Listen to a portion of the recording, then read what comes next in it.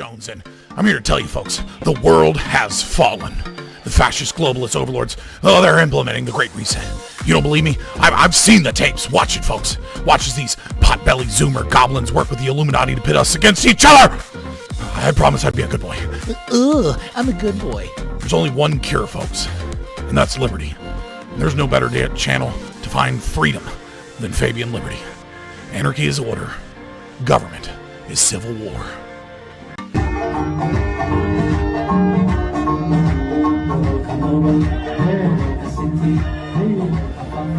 I understand. Fraud is bad.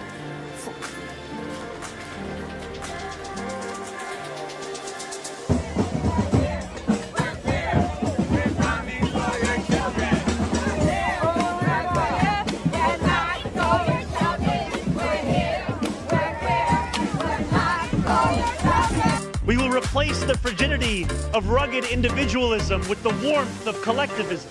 I think the reality is that for centuries we've really treated property as an individualized good and not a collective good, and we are going to transitioning to treating it as a collective good and towards a model of shared equity will require that we think about it differently, and it will mean that families, especially white families, but some POC families who are homeowners as well, are going to have a different relationship to property than the one that we currently have. Quiet. And then Daddy has to sometimes use strong language. Nicolas Maduro had his chance, just like Iran had their chance, until they didn't and until he didn't. He effed around, and he found out. Nikki Jam, do you know Nikki? She's hot. Where's Nikki? Where's Nikki? My jeans are blue. Sydney Sweeney, Casper Keynes. White people shouldn't joke about genetic superiority. Like, that was kind of like the criticism, broadly speaking. And since you are talking about this, I just wanted to give you an opportunity to talk about that specifically. I think that when I have an issue that I want to speak about, people will hear. How many genders are there? I feel like there's two, because like transgender. No, stop. Doesn't say that on camera. Yeah, but I feel like you either switch from a boy to a girl. No, like stop. Back and forth. Stop. I feel like it doesn't matter. It doesn't matter. Whatever you want to be, it's fine. It's okay. Yeah, but I feel like they switch back and forth. Like, yeah, but like, it doesn't really matter. Like, there's like, you can be anything you want to be. It doesn't matter. Come on, stop. Wait, I'm sorry. Hi, Barb. Hi, Lauren. You are a Luigi supporter. I am. I have my little pin here. Okay. Explain to me, and we have wrapped up the suppression hearings. The judge said we're going to have a decision on May 18th. How are you feeling right now? I mean, after Tuesday, a little less discouraged, just because the statements were thrown out that were illegally filmed, because Pennsylvania is a two-party state versus the one-party consent law state that New York is. So that, I mean, I feel like was pretty foolish, or knowingly of the prosecution kind of breaking the law. That makes me feel a little bit better. They're always coming up with, no, it's not the eunuchs. No, it's not concubines. No, it's not Mongolians. It's actually really complicated. No, it fucking isn't at all. Eunuchs. Running society. Concubines. Need to shut the fuck up. Mongolians. Need to be imprisoned for the most part. And we would live in paradise. Under the mandate of heaven. It's literally that simple.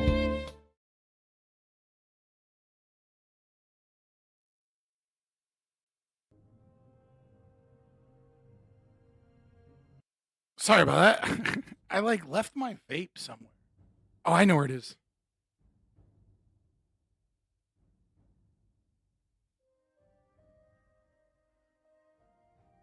I need my medicine.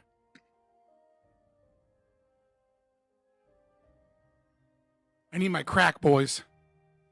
I'm not going to be able to get anything done. Not while the new war starts with Tim Walz as the opposition to America and Trump and ICE. We're going to get is Tim Pool finally going to get his war that he's always clamored for, and it's gonna be the goofiest goober on the fucking planet, Tim Walz, that's running it? Because if so, that is wild. Scott, you don't need medicine. You need raw meat carnivore diet. Carnivore diet is like a good temporary thing for weight loss, but it's kind of retarded in the long run.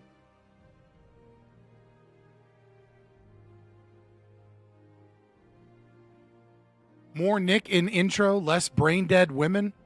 That's the fucking theme, right? The whole theme is around that Nick Fuentes joke. Like we've got Somalians, right? Mongolians. We've got some women droning on about, fucking white supremacy and collectivism and, and how we need to have a different relationship with property and why we're defending Luigi Maggioni at the end there that kind of just transitions into, oh, I'm so sick of it. And then it's that joke, There's kind of like, there's a theme in the new intro. The eunuchs run our government. Like, you get it.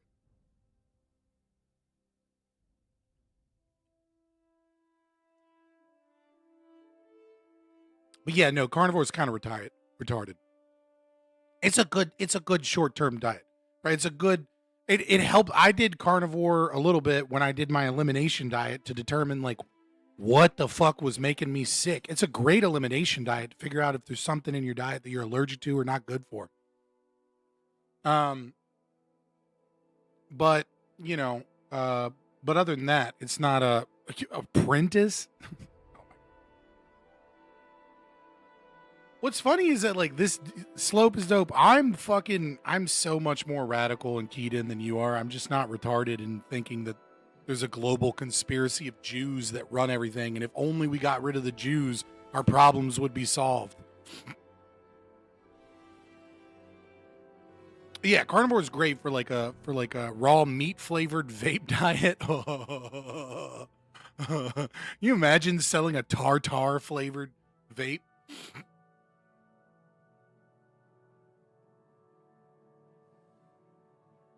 Yeah, I'm way more radical than you'll ever be, or Nick Fuentes will ever be. Nick Fuentes isn't a radical. What's that fucking like half Asian fucking super racist? He was talking to, was it Aiden, and he was like, I don't want Nick Fuentes to talk to me because I'm the crazy one. I'm the radical one. Like Nick Fuentes is trying to get these ideas in the mainstream, and I hope he succeeds. Right? But like, if he fails, I'm always here. So like he specifically didn't want to be interviewed by Nick Fuentes or have a convo with Nick Fuentes because, he's like, it's only going to hurt the movement of white supremacy. So like even the people in his own movement knows that he's not. What am I radical in? Name any political position that I have. Almost all of them are radical. I want the complete and full abolishment of the state. Like what? How much money would it take for you to fly overseas to speak at a rally or at a conference? Depends on the country. You know what I mean? If it's a relatively safe country where the women have fat asses, then like probably not that much money. Just give me the flight and the hotel. Qatar? Yeah, no, I'm gonna need extra money on a country that might not like me.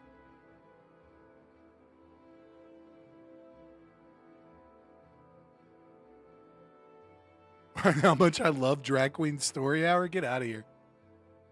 Scott, yeah, Brazil, like, dude, Brazil. I'll go to Brazil for fucking next to nothing. The UK though, you could never pay me enough to go to the UK, right? Like I'm like the UK. Like if I got famous, the UK would fucking arrest me. Homie, there ain't a country on earth that likes you. Yeah, but like I could go to UK, I could go to Brazil and I won't get arrested. You know what I mean? Like going to China or Germany or like the UK or something, like I might go to jail.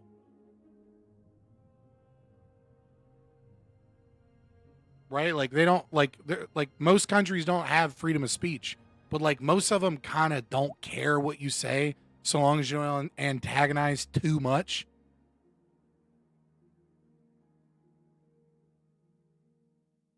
Don't call Germany's fat politicians fat. Don't call. You know what? Since we're on this kick, let me look at the music. The music is like barely registering. For some reason, I have it a little down, a little too much. There we go. Yo, $10. I appreciate the $10. $10 is not enough to go to South America, but it is nice. Will help me pay my bills a little bit.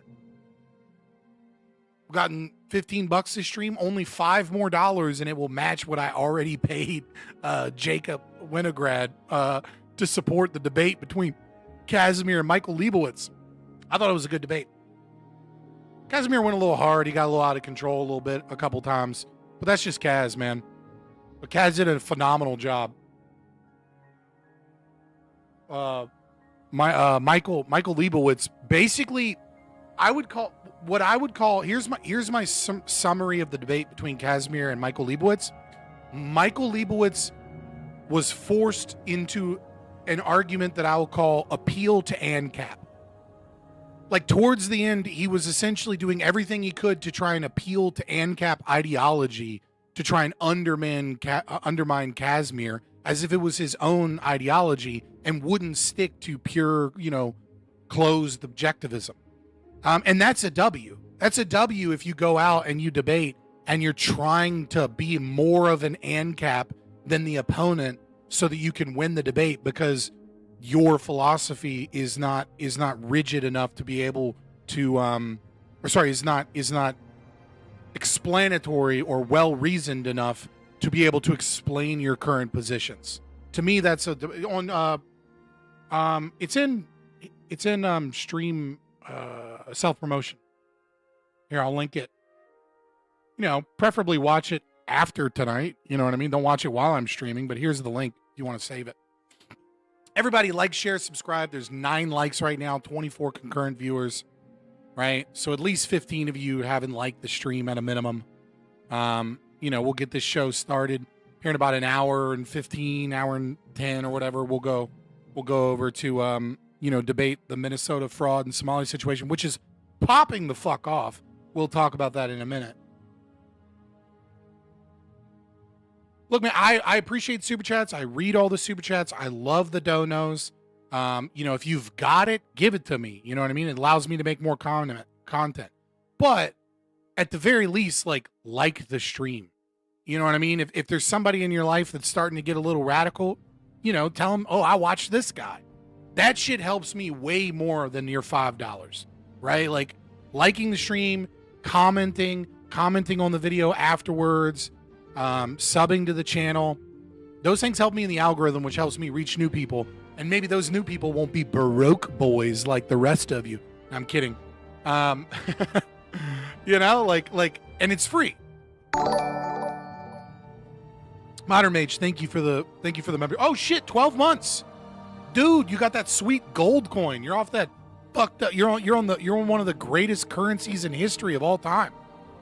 A very rigid, or as I would prefer, absolute philosophy seems to be very good defense against consequentialism or Cartesian doubt. Yeah, I mean, when I said rigid, maybe you were responding to me, like, there's nothing wrong with a rigid philosophy. I just mean, like, and I agree, like, it is good.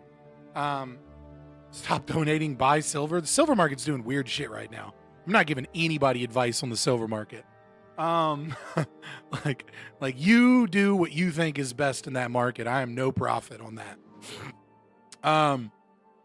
But like, it's like a strong philosophy is good. I think when you get to the edge cases, you should be malleable, right? Like you shouldn't be rigid, but on your principles, you should be rigid, right? If your principles are correct, you should be rigid on those. And then when you get to those gray areas, you can utilize those rigid principles to try and find the correct answer.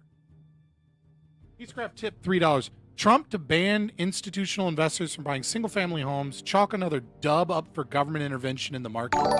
Yeah, Blackstone, which is like 6% owned by BlackRock, right? People get those two confused.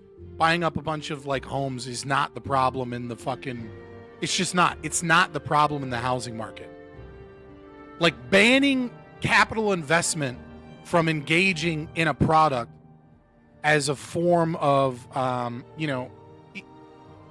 it would only kind of work if housing was more like it was in Japan, where housing is treated as a depreciating asset as opposed to like an investment thing. It's not stopping them from fucking purchasing the mortgages from the banks and then running like, 100 times the bets on the rise and fall or the stability of the housing market, right? So like, it's not doing anything other than getting rid of capital investment and building housing, which is like just straight up retarded. It's like, of all of the things the government could do in regulating Wall Street to try and help the housing market, that is the one thing that is going to have the exact opposite intended consequence. I appreciate the $3 piece, Graph, and I'll read your comment out the stream and let it go. But I just think I think all economic factors point to being absolutely wrong here. That's a horrible decision to help, because it's just going to mean less money is in the building of houses, which means less supply. It's like, it's just artificially reducing the supply. $3, bros broke. Dude, Peacecraft has given over $100 in this channel so far. If I added it all up, what have you given Slope is Dope other than bad conspiracy theory takes and asinine comments? Gave like $8. He did give me some money to react to some crazy music once, now that I think about it. He did do that. But Peacecraft has donated a lot more than you have, so calling people broke for donating, who have donated more money than you, you know what I mean? Like, come on now.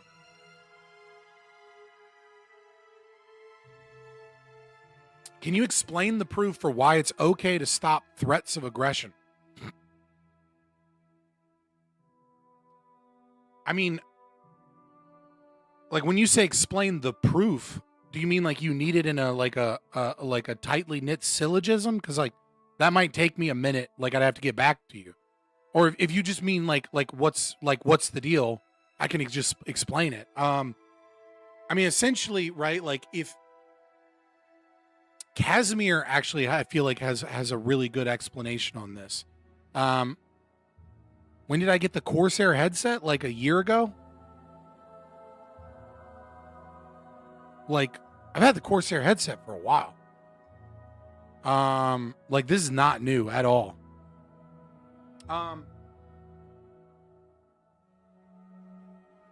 Essentially, the real part about the first thing is if you understand the estoppel principle, Peacecraft, I'll read this in a second. If you understand the estoppel principle, right? And then you understand that it's not really about the justification for harming someone or stopping someone is not really about whether or not they are an aggressor. As much as the non-aggression principle is super important, what it's really about is what is that person communicating? And so when someone commits a crime such as stealing a TV, no matter what they say, they have communicated with their actions that they are against the concept of the non-aggression principle. They don't believe in the non-aggression principle. They believe might makes right. They can take your TV because they want your TV. And so they're communicating via their actions in a way that they can't later revoke that communication. Because you can say whatever you want. At the end of the day, your actions are the things that communicate your actual rational beliefs, right? So from an Austrian perspective, theory of human action, right? Like we're all rational actors. And so if you engage in a behavior, that proves what it is that you believe and communicate to others. And you can't go against your own behavior to try and communicate that, okay, now I actually want to follow the non-aggression principle until you pay restitution, until you clear that debt. Then you can make that argument. You can say, look, I've made amends for the crime that I committed. Now I'm telling you, I want to be a member of this libertarian society where we follow the non-aggression principle. So when you understand that that's communication, right? And that you lose your rights via that communication, that's when you understand that if I grab a gun and I point a gun at you and say, looks like somebody doesn't eat brains today, and then I pull back the hammer, that I'm communicating to you that might makes right and I'm about to blow your fucking brains out. I don't need to wait for you to pay to pull the trigger before I can use violence to stop you, because you are communicating in that moment that you do not believe in violence. How would you get someone to pay restitution? I mean, like, that's a really complicated. It depends on where you're from, right?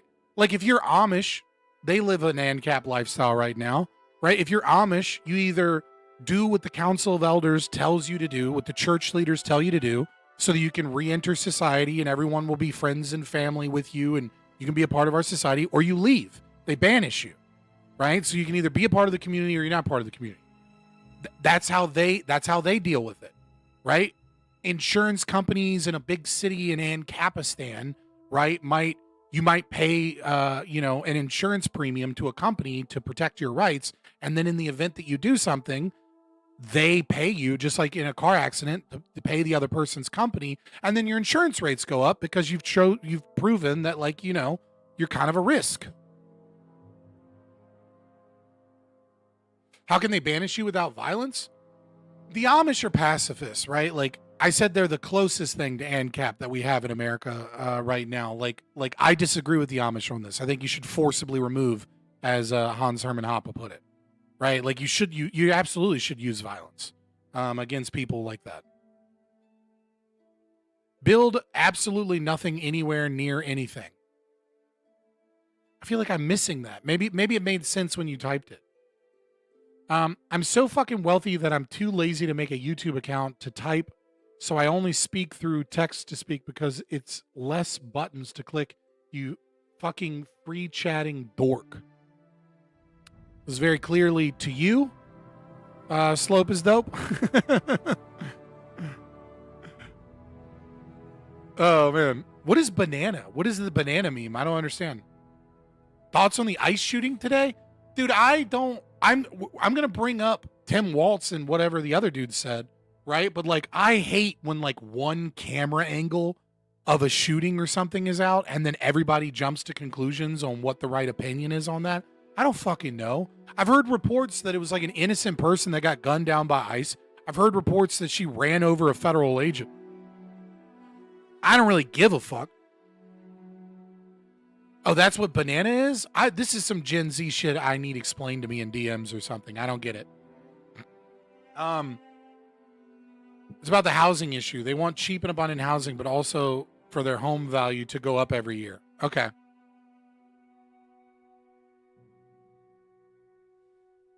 I don't know who they is. Is this like a thing about the Jews? It sounds like the opinion of boomers for sure. You got Gen Z reinvented NIMBY with a new acronym. What was wrong with NIMBY? Not in my backyard. They're perfectly fine with, like, government taking money and building housing so long as it's somewhere else, but not in my backyard. Like, why did we? I mean, banana does sound a little better, but it sounds goofy. I guess NIMBY sounds goofy too. Poval, you're out here talking shit. Scott needs to go to our Leering Center. You literally just said you didn't learn about it until you've never seen it either.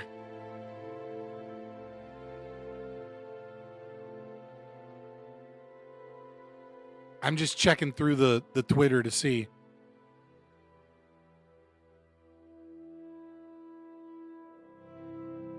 Yeah, I mean, like, here's one. I don't want to show on the Twitter thing because I don't know if it shows the shooting.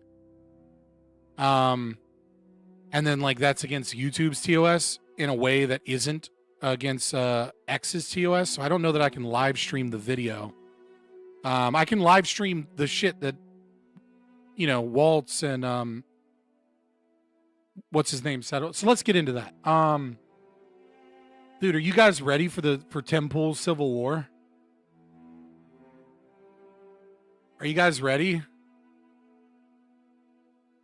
Let me move all this fun stuff over. That's not what I was trying to do. Should probably lock that on that screen. Why will it not click off of this? There we go. Put that over there. Triple monitor for the win, boys. There.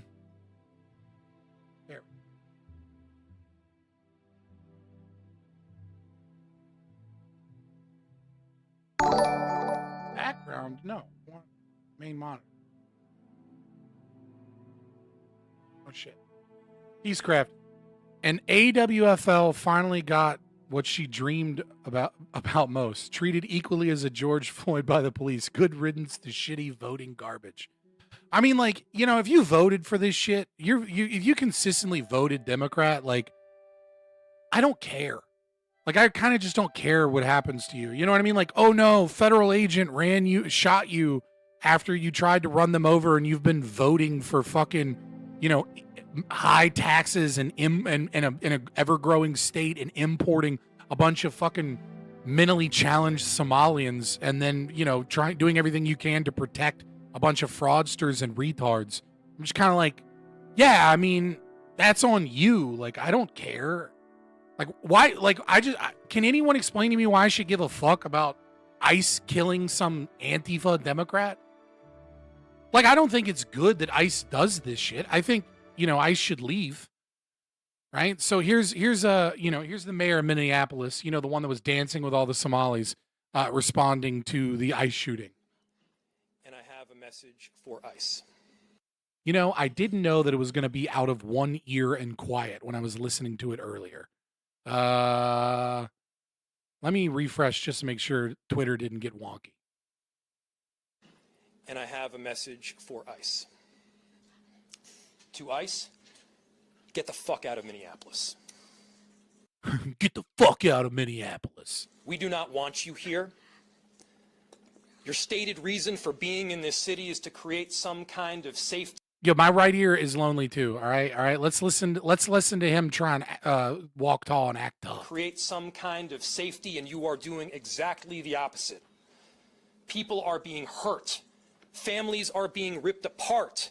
Long-term Minneapolis residents that have contributed so greatly to our city, to our culture. So greatly. Like, and it's like he's trying to be tough and then just simping for a block of people that over 87% of them are on welfare, 10 years, some form of welfare, households, sorry, not people, are on welfare 10 years after they've been here. Like, these people have not culturally enriched Minneapolis, dude. They brought shitty food, a shitty culture, and the ones that aren't committing fraud are just welfare leeches that are completely unproductive members of society. There's like 1 out of 20 Somalians is actually like done anything positive for this country. And it's mostly because they're functionally they're functionally incapable of living in human society between both their culture and their IQ. It's just true. Our culture to our economy are being terrorized, and now somebody is dead. That's on you. And it's also on you to leave. It's on you to make sure that further damage, further loss of life and injury is not done. So I tweeted a response to this just before stream. Go to my page. I don't know what you guys think about this, but I think I'm right. Republicans will never understand that he's 100% right for all the wrong reasons. Trump should cease all deportations and ICE activity and use these threats as a legal argument to cease all federal funding of Minnesota. The welfare caused this problem. Cut off the spigot. Now, obviously, I'm not pro deportations, but like that's what Trump should do. Genuinely, like Trump should go, "Oh, okay, you're threatening war. I'm not going to play I'll play your game. I'll play your game instead of killing a bunch of people and starting some dumb war, or you know, just rolling in with troops and you're not going to do anything and you're going to roll over. Fine. There will not be a single federal tax dollar that goes to the state of Minnesota. They want to be independent. They want to declare that we have to leave. They want to threaten us with using the National Guard. Okay, well then just don't get any money. See how you guys do with all this Medicare fraud when not a single daycare clinic is going to get $1. Not a single transportation service is going to get $1. Not a single 20 medical facilities in one building is going to get $1. Not a single autism clinic is going to get $1. You have this problem that we're trying to solve. Fine. Get nothing from us. Force Minnesota to deal with their own shit.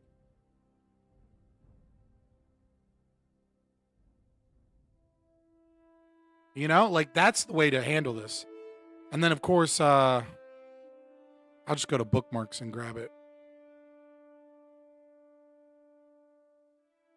This is wild, boys. And from here on, we're getting Tim Pool's Civil War, boys. Let's go. You guys ready for the Civil War? Here we go, boys. And from here on, I have a very simple message. We do not need any further help from the federal government. To Donald Trump and Chris. You hear that, right? We do not need any further help from the federal government. Cool. No help. You get no help. Not a single Medicaid dollar. No one in your state gets Social Security. No one in your state gets Medicare, Medicaid. No business in your state gets anything. And we will continue to take your fucking taxes out of your bank account. You know what I mean? Just fucking cook them until they realize what they want to do. I mean, I would prefer that the federal government also not take taxes out of their bank account, right? But baby steps. Noam, you've done enough. There's nothing more important than Minnesotan safety. I've issued a warning order to... Minnesota would not last a week. You said Minnesota would not last a week against federal military forces. If you've ever met the National Guard, all they get is hand-me-down shit until they deploy.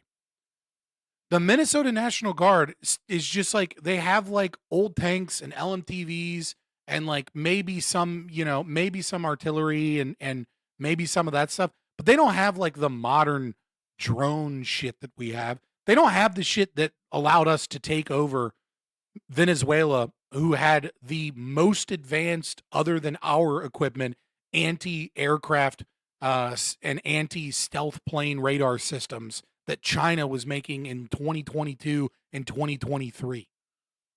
Like, they wouldn't last 30 minutes against the U.S. military. They don't have JSOC. They don't have special forces. They have ground troops that are meant to swell deployments so that like regular American troops that are like, don't need to be consolidated to go to war. They can just send a National Guard unit and then they go into the field and they get some additional training so that they can do like route clearance and shit. Issued a warning order to prepare the Weren't the radars all turned off? We don't know what was going on. What we do know is that those systems are mobile units that have their own power. So we have some secret shit they didn't tell us about. I think they were testing it in Nigeria a couple weeks ago. I think that's why JSOC was in Nigeria. Might have been testing some new shit, field testing some new shit before we went to Venezuela. I don't know. That's like a guess that's maybe like 1% accurate. But like, we used something. It wasn't just that they cut off the city's power. That's not how the JY-27 and the JY-27Vs work. Those are fully mobile and quote unquote stealth killer radar systems that link up to anti-air, and their anti-air and shit was working. We just took them out somehow. I've issued a warning order to prepare the Minnesota National Guard. We have soldiers in training and prepared to be deployed if necessary. I remind you, a warning order is a heads up for folks. And these National Guard troops are our National Guard troops. They're teachers in your community. They're business owners. They're construction professionals. They are Minnesotans. Minnesota will not allow our community to be used as a prop in a national political fight. We will not take the bait. We will continue to update you, Minnesota, as we get more information. We won't take the bait. We won't be used as a prop. Anyways, we're ready to go to war with Trump and the federal government. We're ready to start the Civil War today if ICE doesn't leave. I'm telling you, dude, just leave. Leave. Trump, for the love of God, leave and take all the money with you. Because that's the entire reason this thing exists. That's the entire reason this problem is ongoing. It's got nothing to do with like racism against Somalians. Nobody cares that Somalians are retarded. It just was really easy to see and find all the fraud because Somalians are retarded. Right? Like nobody cares about that. Nobody hates Minnesota. Your entire problem, your fraud system, we'll get into it, tonight on the panel.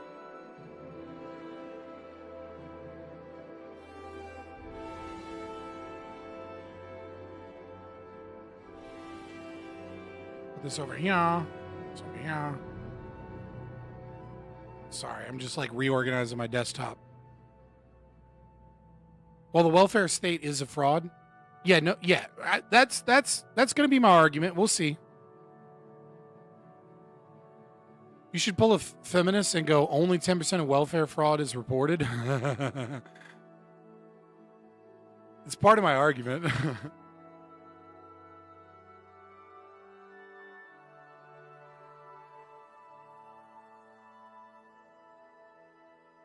Who's the adversary? I guess it's Trump in America versus Tim Walz, the goofy goober.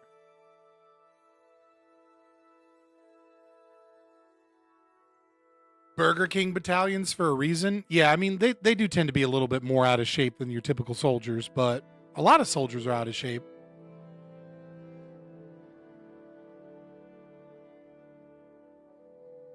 She was trying to flee after they were going to detain her for intentionally blocking the road. She accelerated while the officer was directly in front of the vehicle. She's low IQ. Yeah, I mean, like, I saw one video, right? I just can't, I just don't think I can show injury to, I don't know if it's against YouTube TOS or not. No, your debate opponent? It's a panel. So, I mean, it's a Gibbs panel. It's a mostly right-wing panel, discussion panel, with the exception of like Wick and Ali. So it's average debate enjoyer, Grid, Gibbs is moderating, myself, Sociologic, or Ali, and Wick. I'm sure I'm sure Wick is going to say some hilariously silly liberal shit, and then the rest of us are just going to be discussing, the like what's going on. And I plan to move the right further to the right. Ali's going to run defense for the Somalis? Like a normal dude, bro. Like a normal guy, he's going to run defense for the Somalis. Like, I'm just what normal people think, bro. Normal people think like full-blown socialist Democrats.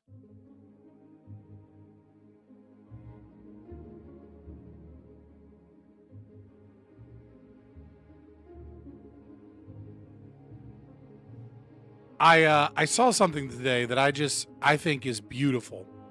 So I'm curious, a little palate cleanse. I'm curious, what do you guys think? Oops. One more time. What do you guys, I think that this is going to be the greatest flop of all time. I think every YouTuber is going to make so much money, so many clips on one of the worst games ever. So in case you guys don't know, the Game Awards showed like a little clip of 007 First Light. It's a reimagining of 007's origin story. Okay? Where they specifically said that that the 007's misogynistic values and beliefs just wouldn't make sense today. It just wouldn't make sense that 007 bags hot bitches and is a white dude, right? The main character is going to be a black woman, and they're gonna make it super woke, which is already hilarious, right? So it's going to be a mid-trash game, and it's intentionally going to be a woke game trying to rewrite the story of 007. But it gets better. So they tweeted this today. I'm surprised the tweet is still up. The PC specs for 007 First Light are here. Okay? The PC specs are here. Dive into the PC hardware you need to hashtag earn the number and this reimagined James Bond origin story. Pre-order now and get a deluxe edition upgrade. Okay. Make sure you guys can see this. So right here, in minimum PC requirements, in order to, we'll go to recommended. Let's go to recommended first. So this is what they recommend for their game to get 60 frames per second at 1080p resolution.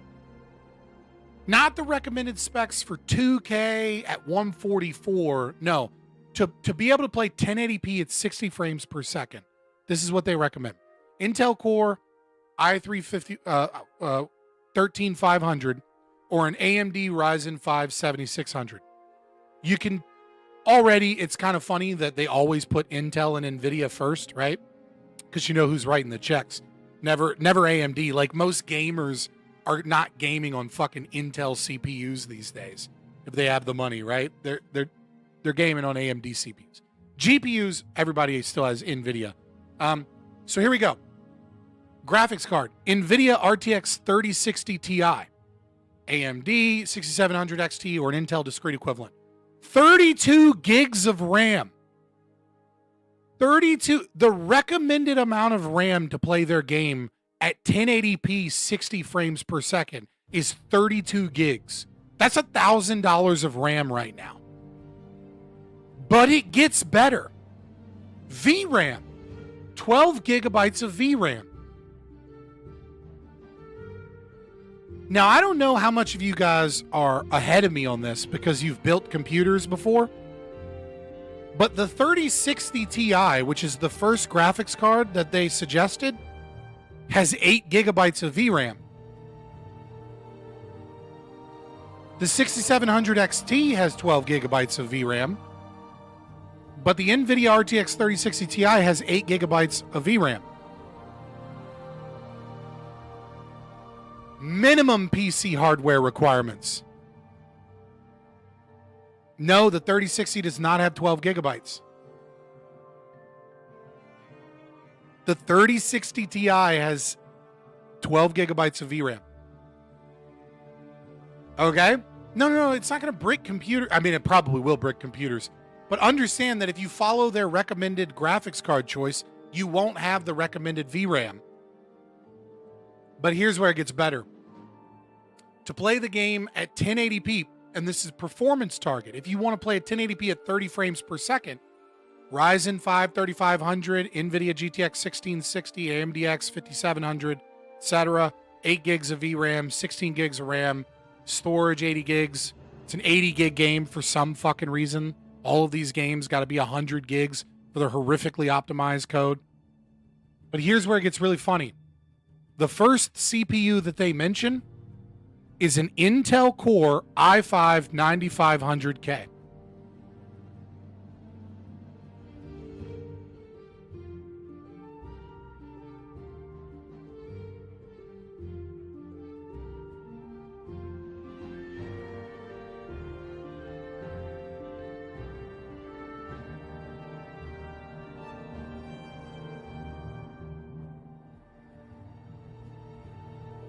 AI is trying to fix this.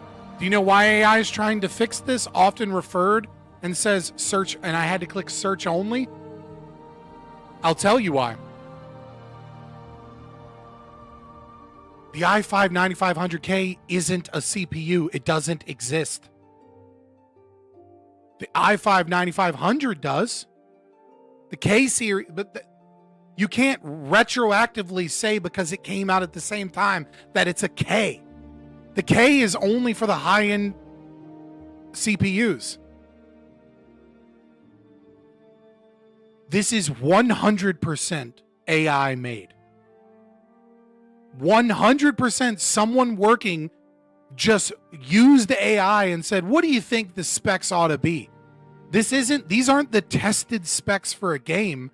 They just chat GPT'd some shit to throw in a chart. That's why they got the VRAM wrong, and that's why they put a fucking CPU that doesn't exist up. So the Sweet Baby games, the same people that are going to support this game that are shitting on Larian Studios for being evil, for using AI as part of the development of games, and saying that we need to get rid of fucking Claire Obscure, are going to be the same people that are going to pretend like all these other studios aren't using AI in the most retarded way possible. They are lying about performance testing their games because they just had AI whip up the fucking charts for them because they don't have anybody that even knows what computer parts should or shouldn't exist, and they haven't tested them in these. This is when you are a prophet. Whoever it was in chat earlier that said, oh my God, this is going to brick some computers. Brother, they're using AI to just guess what the recommended specs should be. Somebody out there is going to have a fucking 7600 or 9670 XT or something, and then all of a sudden their fucking cord is going to burn because the game is so poorly optimized that it just does shit.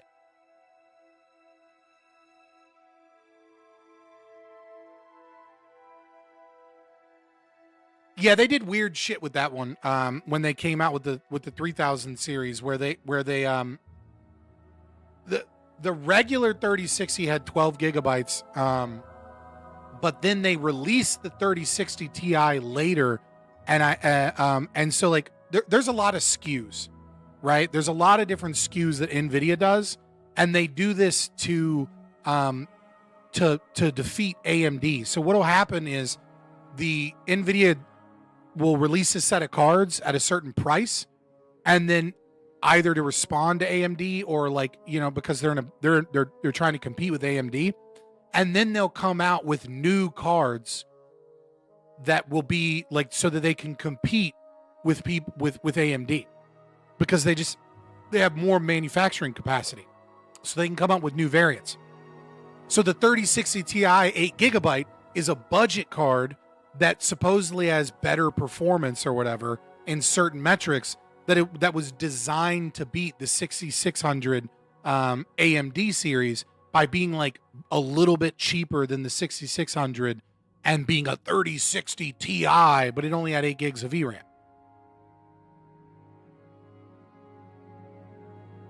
No. The 3060 Ti has 8 gigabytes. The regular 3060 has 12 gigabytes. The 3060 came out first, and then they come out with new cards. But a lot of people were mad at the time because they're like, isn't Ti supposed to be a fucking upgrade, not a downgrade? Like, this makes no sense. And so, like, people were mad. YouTube is recommending you to me, and I have to click even if I don't feel like watching just to support. I mean, brother, I miss you. You should come hop back in the Discord sometime and chat with the boys. I'm happy, YouTube. I'm so happy that you're specifically the one being recommended.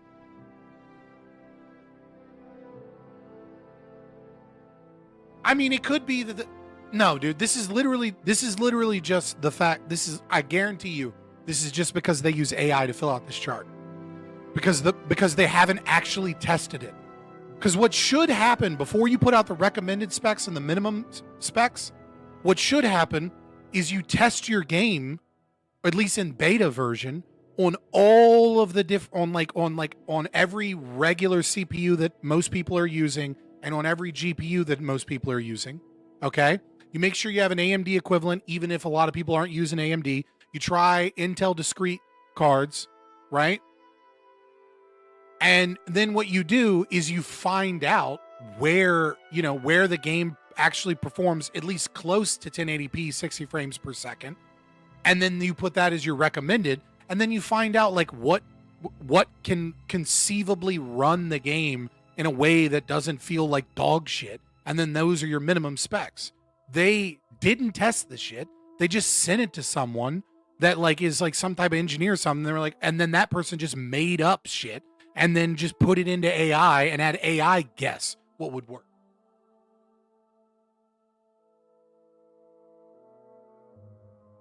Might as well put the operating system as Windows 12. True.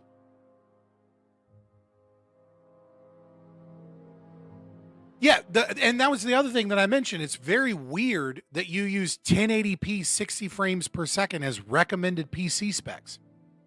1080p at 60 frames per second isn't even what PlayStation and Xbox talk about. Right? Like when you watch their game reviews, they're like, it can hit 60 frames per second. On when they did the Unengine, reveal, they were talking about 4K resolution. A lot of times you'll see 2K at like 144, or like, one of the other, like 60 frames per second is considered dog shit now, especially for a first person shooter. I don't know.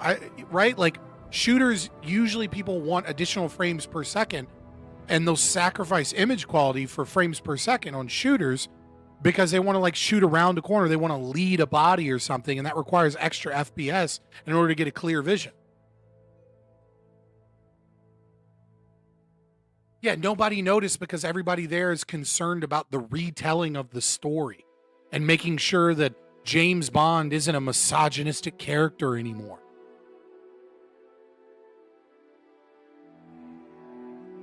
Well, I mean, to be fair, 1080p 30 frames per second is fine if you're putting in the minimum specs for a game. I feel like that's perfectly fine. Right? Like if you're putting in if you're talking about minimum specs, like if you go lower than this, it's going to be a bad time. James Bond is my favorite black woman. Oh man. Yeah, that television show where they like the new Bond was a black woman, or that movie, like that's the new shtick, is that James Bond needs to be a black woman. I mean, they used the black woman on the promotional footage, but they also used a dude, so like maybe she's like the main sidekick or whatever, and she's just gonna woke scold the main character, so that way you can feel like you're playing a white dude, and then you can have a black woman woke scold you about your misogyny. Is probably more likely what we're going to see with this new James Bond game, but boy, is this going to be dog shit. I genuinely think, based upon just what I'm seeing now, right? If I was a betting man, I would bet that we're going to see performance on launch similar to Star Wars Outlaws. Like, this is going to like break people's 5080s. Like, this is going to cause problems with certain motherboards and CPUs. 100%. This is going to blue screen people, and like a very small percentage of people are going to lose their GPU or their motherboard from like crashes in this.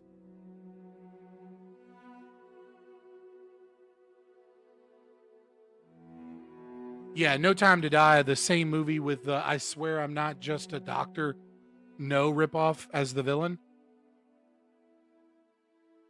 Hello, how's your day going? New viewer here? It's going pretty well. I appreciate you tuning in.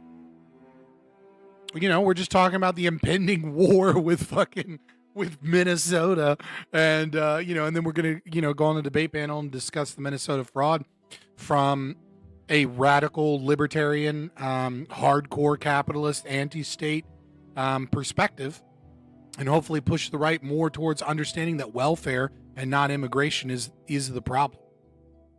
I'll just keep playing my Silk Song and Songs of Six. Thanks.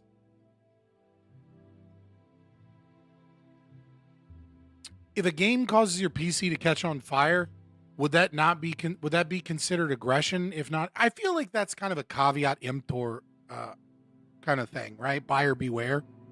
Like one of the things about fraud is that fraud, in order for it to like meet fraud, like you need to be a reasonable person needs to believe what it is that you're saying and not have outside information to be able to determine that what you're saying is false. And at this point, before you buy a game, anybody can just look up a review on YouTube and immediately find out that the game is dog shit and bricks PCs. So it's like, I don't know, like it's in a gray area where that would be considered fraud. You know what I mean? Did I see the Trump off oil tweet, and what is your interpretation? No, so all day today I was listening to the congressional hearing on Minnesota on the Minnesota fraud in preparation for this panel. It was like 3.5 hours. On top of doing all the other stuff that I have to do. So I didn't catch Trump's Truth Social post that then gets posted around. I missed that one. You can DM to me or at me in Discord if you want. Oh, okay, here we go. You sent me an image of. Okay. Hold on. Whoop. I am pleased to announce that the interim authorities in Venezuela will be turning over between 30 and 50 million barrels of high-quality, sanctioned oil to the United States of America. Where the fuck does Venezuela have 30 to 50 million barrels of high-quality oil? That doesn't even make sense. Their oil refinery process has been dog shit for 25 years. Where do they even get this? This sounds like monikers from like shit that people told Trump because he doesn't know what's going on. This oil will be sold at its market price, whatever the fuck that means, and that money will be controlled by me as president. What? As president of the United States of America, to ensure it is used to benefit the people of Venezuela and the United States. I've asked Energy Secretary Chris Wright to execute this plan immediately. It will be taken by storage ships and brought directly to unloading docks in the United States. Thank you for your attention to this matter. So it's controlled by you and sold. Who's getting the resources? America and the people to ensure the. What does that even mean? This is a bunch of, like, this is nothing. This is literally just him letting us know that he's running shit. Like, this is just Trump's ego and, like, no helpful information. That's so bad. What do you fuck do you, Trump isn't running shit. Trump is barely running shit more than Biden is. Like, dude has just got a bunch of handlers and yes men that he delegates orders to, and then they kind of just do what they kind of do already, but like in a vision that kind of works with Trump. Like, he's not really hands on the wheel. Are pro-military and intervention, what's your opinion? Are pro-military and intervention, what's your opinion in general? Are you asking me if I'm pro-military interventionism, or are you saying that you are and then you want to know my opinion? Are you? I mean, I'm a libertarian and I'm against the state. So 99% of the time I'm going to be against military intervention or action in whatever conflict. That doesn't mean that I don't think that the state isn't capable of, like, ever doing so, right? Like, I think this raid on Venezuela is probably, the state's existence isn't justified, but so, insofar as they exist, I think we can say that it's a good thing that they went, grabbed Maduro, had limited civilian casualties. Now, the follow-up of this regime change is a problem. Without a doubt, the follow-up is an issue. And, like, it's probably going to be dog shit. And that's one of the major reasons why it's, like, probably rare. It's almost always going to be a bad idea for the president to intervene. Right, but, like, you know, when Thomas Jefferson fought, you know, the Barbary pirates at Tripoli, and he went without congressional approval to set up a blockade to defend American ships, and then went to Congress to get approval for direct action in Tripoli. Like, yeah, that's probably a good thing, right? Like, other than the nation state dissolving, and, you know what I mean? Like, what I'm super excited for, actually, is the Republicans starting to get just a little bit based, because there's been 2 different senators that have put forward bills for letters of marque. And, like, that's cool, dude. Like, PMCs getting permission from the state to engage in piracy, you know what I mean? Like, that's a movement towards privatization of military, which is what I would support.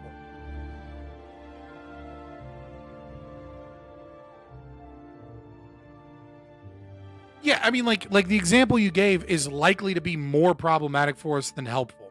Like, I would say under most circumstances, the United States military going in, toppling a regime, and setting up a liberal democracy, it becomes expensive, costly in ways that we don't even know, costs trillions of dollars. It's, like, not really that much of a benefit for us. But going in and toppling Maduro, especially if he's going to protect the oil, which doesn't look like he is, but let's say, you know, in a hypothetical, he protects the private property rights of the oil and, you know, engages in further privatization. I would say that's a net good in terms of, like, you know, more a movement towards liberty. But the problem is that, like, the state shouldn't be, like, the American government shouldn't be doing that. And, like, the support of that is this support in, like, an American empire that has caused a lot of problems. So it's kind of hard to divorce it from all the other fucked up shit America has done and failed in. Rubio said it wouldn't cost us anything. Yeah, of course. We'll use our free military, just like free healthcare and free education.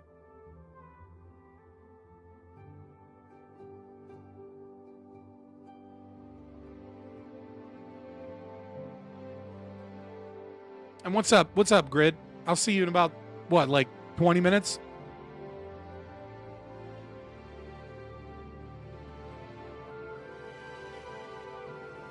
All right.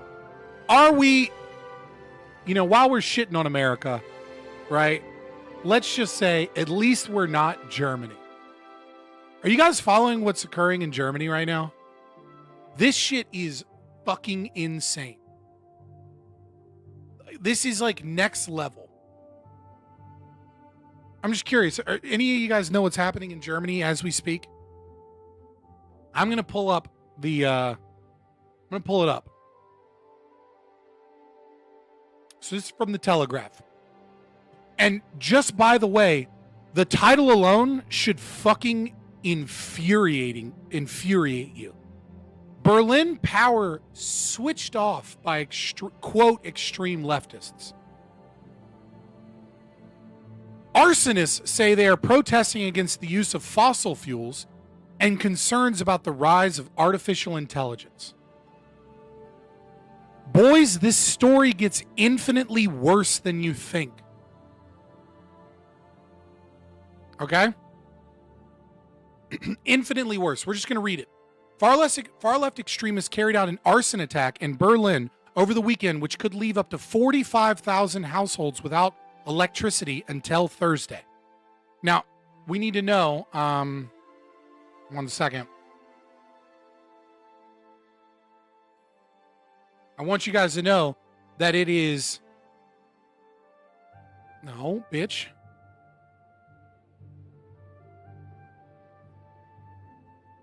In Germany, it's roughly 10 degrees Fahrenheit right now. Last I checked, the nights were 10 degrees Fahrenheit for you Americans. -12 Celsius. Okay? 45,000 households are without power because far-left activists, German officials said the Vulcan Group, which has been linked to an earlier attack on a Tesla factory near the capital, was behind the power cut. They're calling it a power cut. These are arsonists. They blew up the power grid. The group sent a letter to a newspaper taking responsibility for the attack, which targeted high-voltage cables near the Lichterfield power station southwest of the capital. In the letter, the far-left arsonists said they were protesting against the use of fossil fuels because of the dangers they pose to the environment, as well as their concerns over artificial intelligence. Mind you, Germany got rid of and stopped the production of nuclear power plants to appease these people so that they could buy solar panels from China, and they were using their coal factories to ship coal to China. So they were taking coal out of the ground, then shipping with fossil fuels coal to China so that they could have extra energy to then produce solar panels, which are then using fossil fuels to ship back to Germany so that they could have a shit energy grid. And when shit popped off in Ukraine, Russia, they were forced to go back to burning coal again. And the only fucking reason these people are using fossil fuels for electricity was to appease the environmentalists with green energy solutions instead of just going forward with more of the nuclear power plants that they were going to build.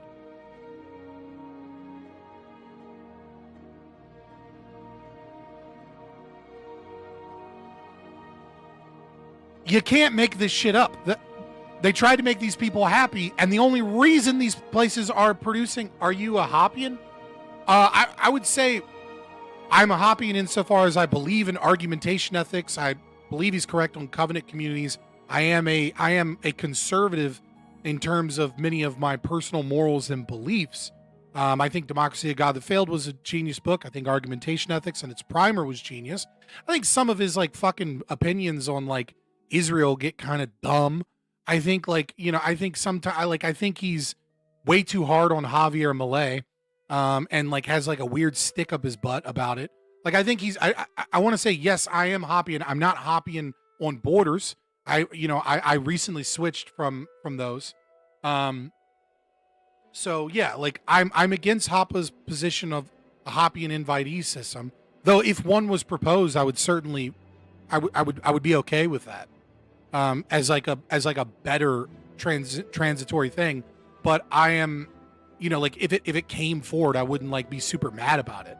That being said, I have recently switched to the private borders, open up the borders position, predominantly because I think that the entire borders immigration system is just used to justify welfare. And the real reason we have all of these problems is because we pay these immigrants to be here and we give them a bunch of free shit. Don't give them anything. Don't give them roads. Don't give them schools. Don't give them healthcare. Don't give them TANF. Don't give them food stamps. Don't give them daycare facility fraud. Don't give them anything. And most of those people would self-deport, and the only ones that wouldn't self-deport are the ones that are productive members of the community and society. And they'd learn English and they'd do shit so that they could make money because they wouldn't get free money from the government. But yeah, moving on. Power outages were not the goal of the action, but rather the fossil fuel industry, they said. The letter claiming responsibility has been classified as authentic by the security service. She added, I condemn this inhumane attack on Berliners. Visitors to the city, yada yada. Berlin spokesperson boasted of cutting the juice of the ruling class to be credible.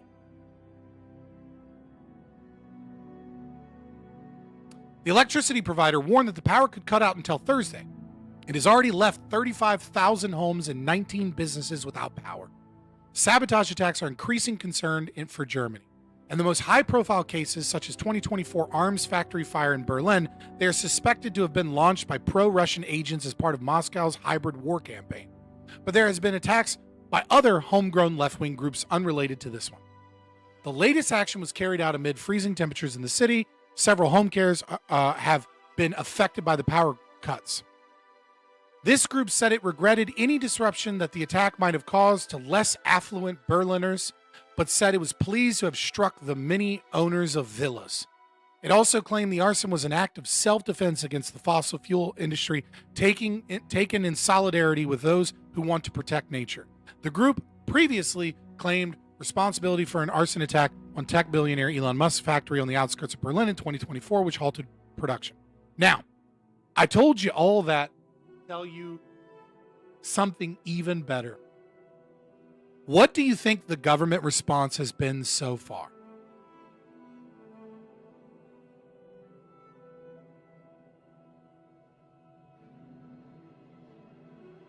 What do you guys think the government did because of this?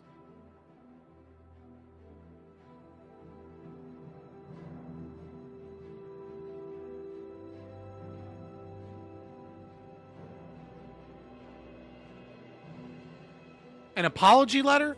What if I told you it was 10 times worse than an apology letter?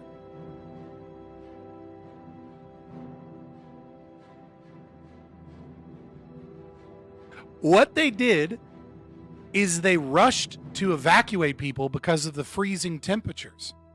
And as of right now, evacuating procedures to move people to places where they could get into warm homes as opposed to their homes without power or heat, they started with all the migrants. They have evacuated all of the migrants already, but they've yet to finish evacuating all of the people in home care facilities, and they haven't even started evacuating the elderly in their homes. They're going to let all the old people and the whites die because they need to make sure that they get all of the migrants first, because that's priority numero uno. Yep, they focused on that. Look into German politics, man. I think the one thing that really kind of woke me up as to how insane the reporting outside of Germany is you know how AfD was banned from the UN speech and was banned on the security commission, and then they had 80 AfD politicians die in the of mysterious things or old age a few weeks leading up to the election. And then the German government and courts got rid of several AfD politicians that were going to win elections because they once said that they liked the Lord of the Rings and that it was a book about preserving your culture. And then another guy took a photo with a white supremacist once, and so they could ban them. The leader of the AfD is a lesbian that's married to an Indian woman. This is the far-right Nazi party of that is being banned, and the people that are winning their elections, they're mysteriously dying. The AfD is less right-wing than MAGA. They're woke, but they're just not woke. They're just liberals. They're just not woke liberals. That's what they are.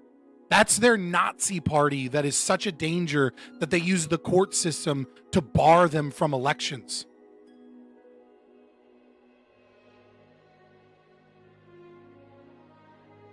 I believe our refineries are set up for dirtier oil than we produce, hence Venezuelan oil.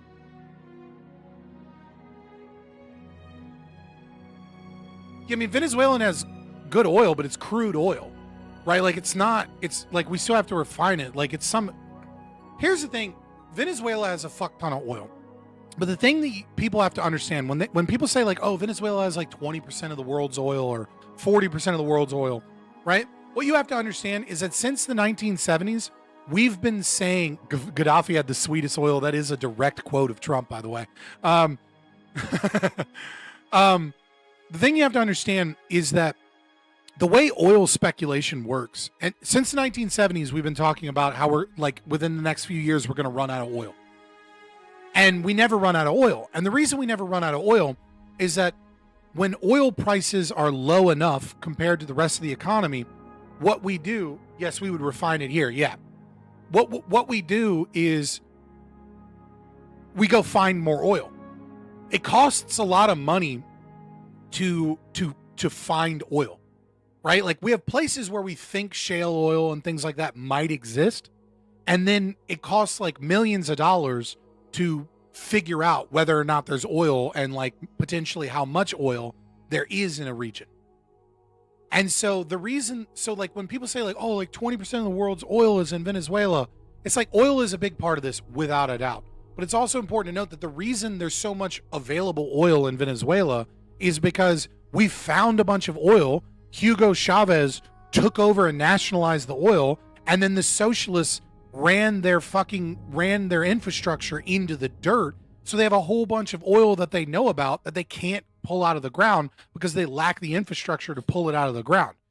Venezuela doesn't really have 20% of the world's oil. They have 20% of the world's oil that's available right now, and all we need to do is like repair the oil rigs and pull the oil out of the ground. There's oil all over the fucking world that like we just haven't discovered yet, or it's too deep down for us to fuck with.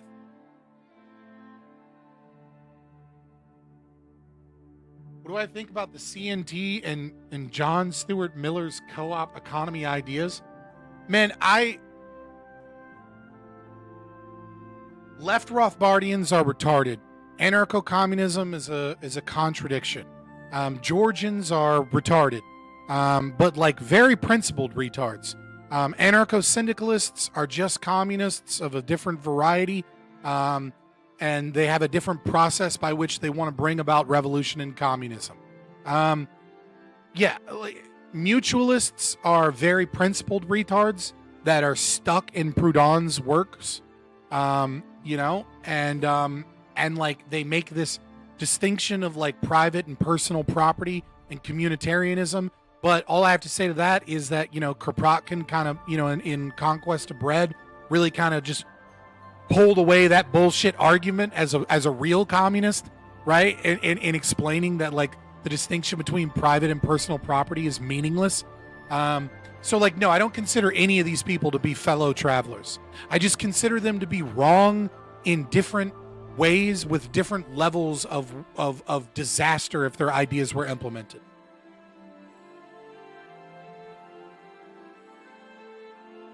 Do I prefer lib lefts to authoritarian left tankies? I think it's a distinction without a difference for the most part, right?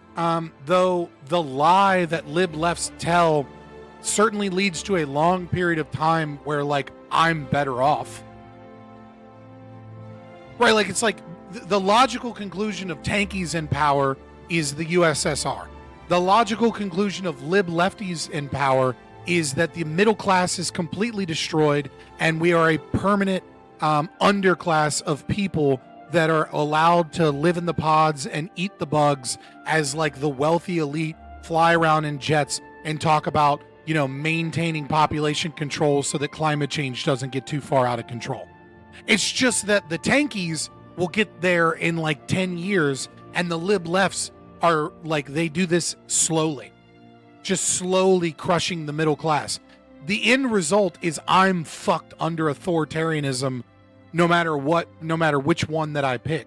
So it's like, yeah, I prefer lib lefts be in power currently because it gives me and my kind more time to point out how horrendous they are. But like the logical conclusion of them being in power is complete and utter subjugation and a lack of liberty for me, which is the same as communists.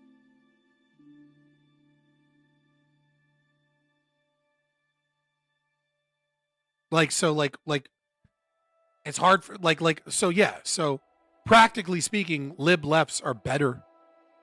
They're just but it's only because they work slower. Meaningless, but the commies sure love to use private personal distinction, expecting everyone to believe it. Well, most people do believe it.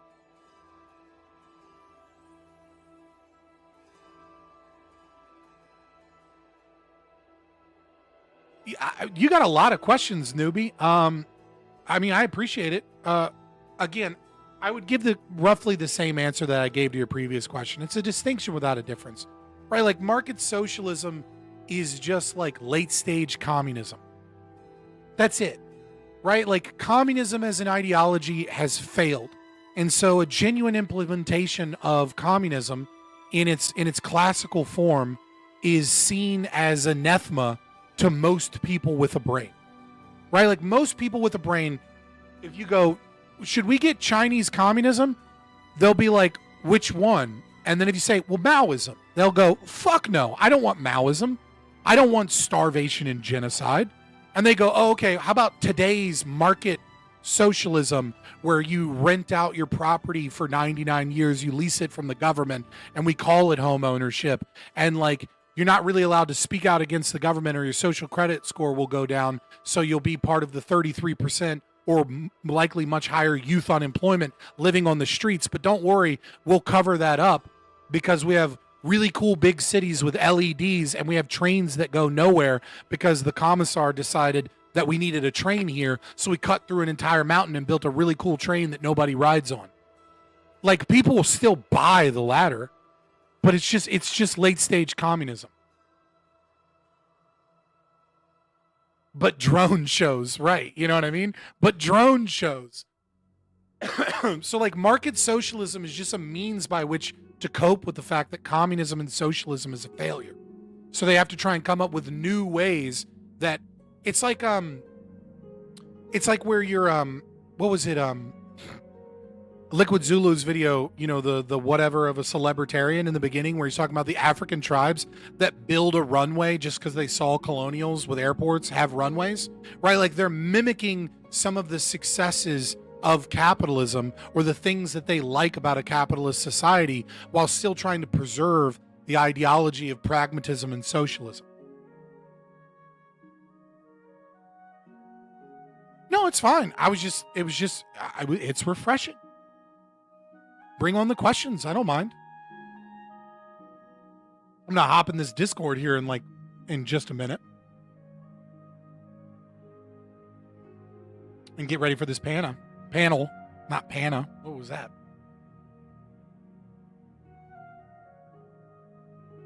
What type of beer am I drinking? I'm drinking Liquid Death water, and then I'm drinking yerba mate. Because I find that the caffeine sourced from tea does me a lot better. It'll keep me up all night sometimes, which is like rough, but like the caffeine like in like a Red Bull or something, or like a one of those like Bang energy drinks or something, like just fucking rocks me. And then I'm like super focused, like I'm on Adderall or something, and then I crash.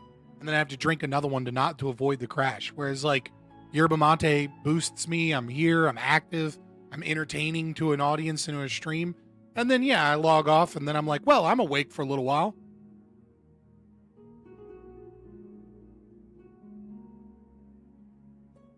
I like the Dr. Death flavor. It's just mountain sparkling water, man. I don't like most of their fucking waters now. I don't know if they got bought out or something. I could look it up. It's like, it's sucralose and other sugars that cause cancer in fucking California. And I don't like the taste of it. And I also like don't think it's healthy. Not that I'm a pillar of health or anything, but like I'm pretty careful with my autoimmune disease to like avoid eating and drinking shit food. You know what I mean? Like the ingredients on this is filtered water, organic cane sugar, organic yerba mate extract, organic brewed yerba mate and peppermint, which is water, organic yerba mate, or an organic peppermint leaf, organic honey, citric acid, organic natural flavor, which could be like a billion different things, and organic caffeine. Is it the greatest thing to put in my body? No. But like all that sucralose and all those other bullshit, allulose and stuff, I don't think it's good for you, and I think it tastes like shit. So it's basically just a diluted coffee. Actually, it's more like a concentrated tea.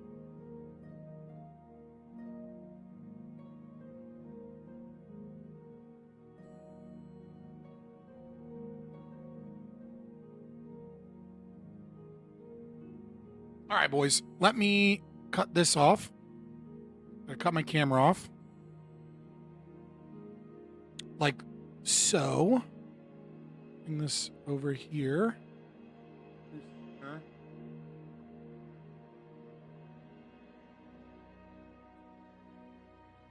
One of these bad boys.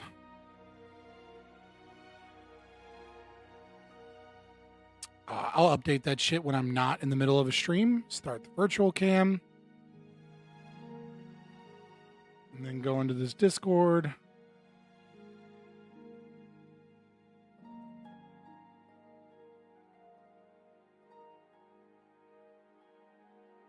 Dude, this dude's Discord is so fucking huge.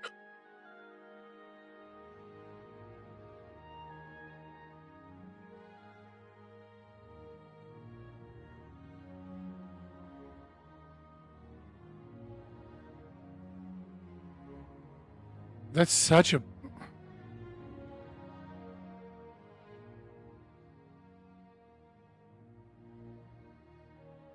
What? What are you talking about?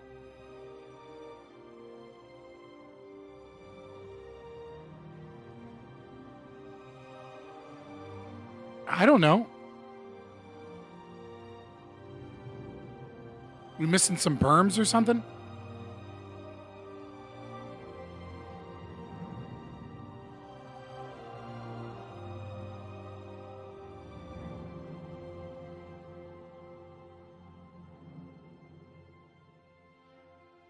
Oh, all you hear is me? God damn it. Hold on 1 second. No, I'm talking about my chat.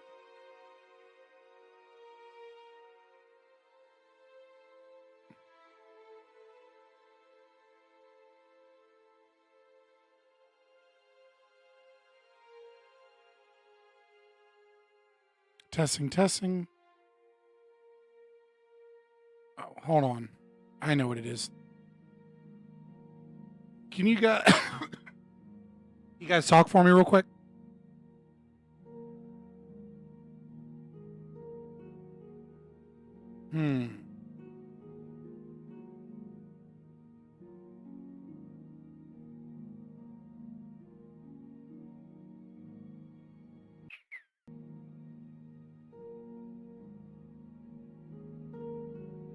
We'll do game.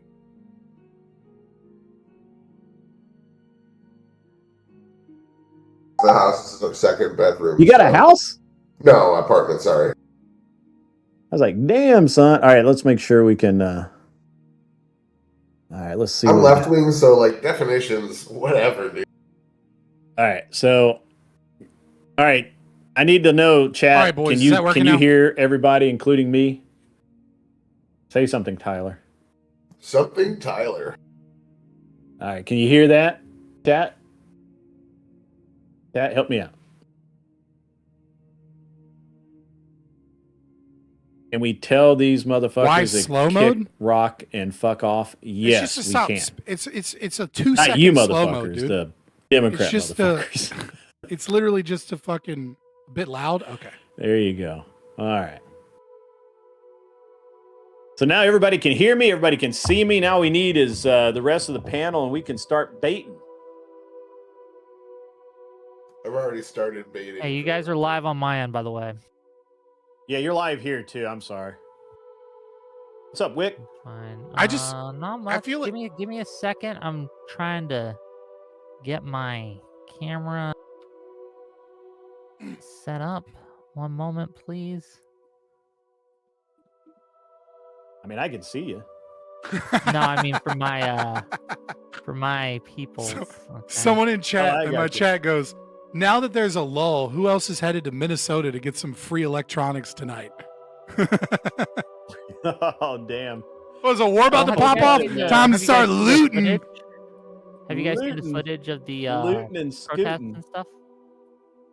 Yeah, There's aerial footage. There's thousands. I mean, I've seen some of it. Like, you know what I mean? Like, what has occurred since I started streaming? I was talking about other shit, so I haven't seen any of that. But yeah,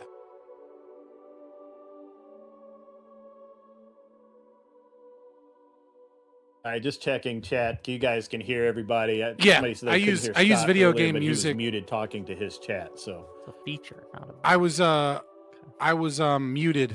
Wick, Or- I sorry, didn't realize yeah, you were I having play a panel video on it game today music. too. Yeah, apparent. Well, Yeah, I use video game music so I don't get copyright strikes because I paid for music. I like literally paid $150 a year to use Pretzel Rocks to have copyright free music, and then I would get copyright claims from Chinese and like Indian bots every stream. Every stream I would get so many copyright strikes. So it's like, okay, video game music is the way to go. And Elder Scrolls, Morrowind, Neverwinter Nights, all music made by what is his name, John Soup or whatever, the guy that got castigated and Me Too'd that made some of the best video game music we've ever had. I play his music, boys, in solidarity with that man. He might be a rapist, who fucking knows, but I don't think he is, because they never took him to court and they were bringing up shit from like 15 years ago, in the middle of Me Too. So, yeah. You to me? No, he Mantis loves Price said to say, tell him I said fuck you. So Oh, I misheard that. Fair I enough. thought he was Fair enough. asking for you to say it. Mantis, Can you say yeah, it? I don't know who that is, but okay. All right, that's cool. All right, I'll be right back. I'm gonna go to the loo. Oh, what happened? Where are We moved you in. 1 second. All that work you did on your camera, redo it. I'll be right back. I'm gonna use the You restroom. should be able to real just. quick. It shouldn't. No, you shouldn't have to redo it. You should just be able to like switch the scene. Shit. Now I got to do this all over again.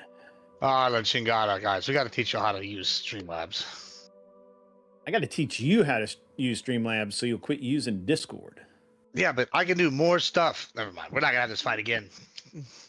Which You mean you have don't want to guys used- lose this fight again? That's what. Have you guys used cans with strings attached to them? It's potentially, you know, I'm not going to rule it out. I'm tired of your attitude. Listen, if I had strings, I have an attitude. my camera couldn't do this bullshit. You know what I'm saying? I have just one attitude. I feel like I've got more than one attitude. Probably. Gibbs, how the hell you been, man? You've been, you just haven't really been like. I've been busy. Yeah, you've been busy, man. Something. Yeah, it's been a minute. I haven't talked to anybody since I moved. You've talked to me. I'll chatted a little bit, but I haven't been on. This is my second live thing. I did something with Confluence earlier. Everybody ready? We all ready though? I guess we're waiting on Fabian. Yeah, he said he'd be right back. All right, we're just waiting on Sociologic. He said he'd be late. That's So is it just me versus the world here? What's going on? It looks like at the moment the Sociologic is in here, but I'll back you up until then. I'll play the Tyler's lib. Interest. Right? I'll be the I lib had plenty until. of bones to pick with Grid and was it Rob last time? So Yeah, but you lost on those bones. You want to pick those bones again? that was the chat we had prior. No, last time I held my own. Somali second generationers are the fastest growing in terms of IQ and earnings between the first generation counterparts of any immigrant group in the country. All right. All right, let's kick this out. Yeah. Give me a break. Guys, how y'all doing today? Hope y'all are doing well. We got one more coming. He's going to be a little late, but we're here to talk about should the Democrats be prosecuted or persecuted or whatever words you want to use for all the rampant fraud that's occurring all over the nation. Wick is waiting on his backup, so I might back him up a little bit more, be a little more lenient to him than y'all, since there's 3 of y'all wanted him. Let's start with Tyler here and give us a kickoff here. Average debate enjoyer. I am back from like a 1-month hiatus. I have a cold right now. My Kuai background is so Kuai, and check me out on YouTube. All right, thank you so much, Fabian. Yeah, I am Fabian Liberty. You can find me, just Google Fabian Liberty, I guess. You'll find me on YouTube and X. Do anarcho-capitalist content, libertarian objectivist content on my channel, and I'm happy to be here. Thank you for having me. Thank you to everybody that showed up on time. Ali, where are you at? So I appreciate you guys, and I'm excited for tonight. Should be fun. Being fair to Ollie, it was work. He actually has a decent excuse. He's coming. All right, Greg, go ahead. Yeah, I'm Good One Motorsports. I'm an unreasonable man. You can find me at an unreasonable man on YouTube mostly. I also have a new channel called Gun Prattle, where we talk about, shockingly, guns all the time, 24/7, and nice. It's really cool. So you should check that out as well. That's on Kick, Rumble, YouTube, all of it. It's on all of them. And yeah, it's gonna be a good debate tonight. I think it's gonna be fun. All right, so it's our token lefty for today. We got Wick here to defend his Dems against the rampant fraud. What do you thoughts? I'm Wick. So hi, you can find me at Wick TV on YouTube, Twitch, all that bullshit. Yeah. Are we doing opening statements, or we just what? Are we Yeah, we can go backwards. Okay, I can go ahead and give us the opening. just give you my opening thoughts on the subject at hand. Should Democrats be prosecuted or persecuted for all fraud everywhere? Obviously not. I think that there is obviously fraud that has been done, and the perpetrators of that fraud should be held accountable. I think that the people who have been prosecuted and convicted for fraud, crypto fraud, and all these things should not be pardoned by the Trump administration. That should not have happened, but it did. I am not here to defend Somalian fraud. Obviously, if you can prove it and there's evidence and you bring it forth to a court, that's all well and good. Have at it. But what I am here is to caution against this kind of veiled innuendo that often happens in these things, where people put out a YouTube video like Nick Shirley did that has incorrect facts, and then this prompts a lot of people to make a lot of assumptions. Look, there very well may be fraud in some of these places, but that Nick Shirley video didn't prove that. Now, again, I'm all for opening up investigations if you have solid evidence, but this idea that Democrats are the party of fraud and they're doing all the fraud everywhere and that they're all looking the other way, I just don't think that the facts support that claim. That's my position. Go ahead. All right. Thank you so much, Grid. Go ahead. Give us your thoughts. Yeah. So, I mean, as you know, just from my worldview, I think that it's obviously there's a due process. The due process needs to be followed. Ought we prosecute Democrats if they're responsible for this? Absolutely. Should they be held accountable? Absolutely. I guess the court of public opinion is not as relevant to me as maybe it is to some others. I just really don't care. I'm waiting to see if any charges, if charges will get filed and how far up the ladder they're going to go. We know that for this type of fraud to have occurred, it has to go pretty high. My concern is that the wagons are going to get circled, and Walls will never get prosecuted. If he had supposedly he's had a part in it, anybody else that's had a part in it above just a base level of junior Democrat Party guy is never going to see the inside of a courtroom. I would have the same problem if it was a Republican or anybody really. But I think the Democrats have especially finessed this system out. And what I've seen, the facts that I've been presented thus far seem to point to industrial level fraud on the American taxpayer. And yeah, absolutely, somebody should pay for that with blood, sweat, and tears. So that's all I got. Thank you so much, Fabian. Yeah, so I'm gonna I have so much I want to say on this. Let me try and condense it. So first and foremost, we're here, to talk about the Somalian fraud because it's in the court of public opinion, as you said, right? Because this Nick Shirley video went viral. But this is, obviously it was, citizen journalism, doesn't have the same connections and the same, standards as does, major media publications, which have, have been for 20 years. We've been seeing how they put out nothing but garbage and misinformation and lies constantly, right? It's like, it's so funny when someone's like, well, the New York Times, it's like, oh, okay. So you read misinformation. Cool. We're talking about this because fraud is rampant throughout the entirety of the United States. And the welfare system in and of itself is designed for fraud. That is why it is made. It is not made to help poor people, right? And we know this. And I can prove this to you unequivocally, very simply. And the way I can prove this to you is that we spend $1.4 trillion in the last year on welfare systems as a whole. And there are 19.8 million American households that are defined as poverty or poor. If we were to take that money and redistribute it with no welfare systems, no daycare clinic gets this, NGO gets this to build housing, no TANF food stamps, landlords get kickbacks, all these other programs. We get rid of all these programs and we simply redistribute this money. Every single one of those 19.8 million poor families would get $70,000 a year in a check from the government. $70,000 a year. The money's not going to poor people. They are breadcrumbs of a system that is designed to buy votes, to enrich and to enrich the wealthy elite as they use programs and philanthropy and NGOs and their preferred vendors and bureaucracy to bleed the middle class out of existence. Welfare in and of itself, these Democrats, absolutely, of course they should go to jail, right? If what we're hearing from the congressional committee hearing today, where they were threatening people that were whistleblowers, where they were telling whistleblowers that they were going to lose their job, the claim, if those claims are true, that they were asking them in interviews when they attempted to whistleblow, well, I need to know where your kids go to school and I need to know where you drop them off and pick them up on the school bus if you want to be a whistleblower.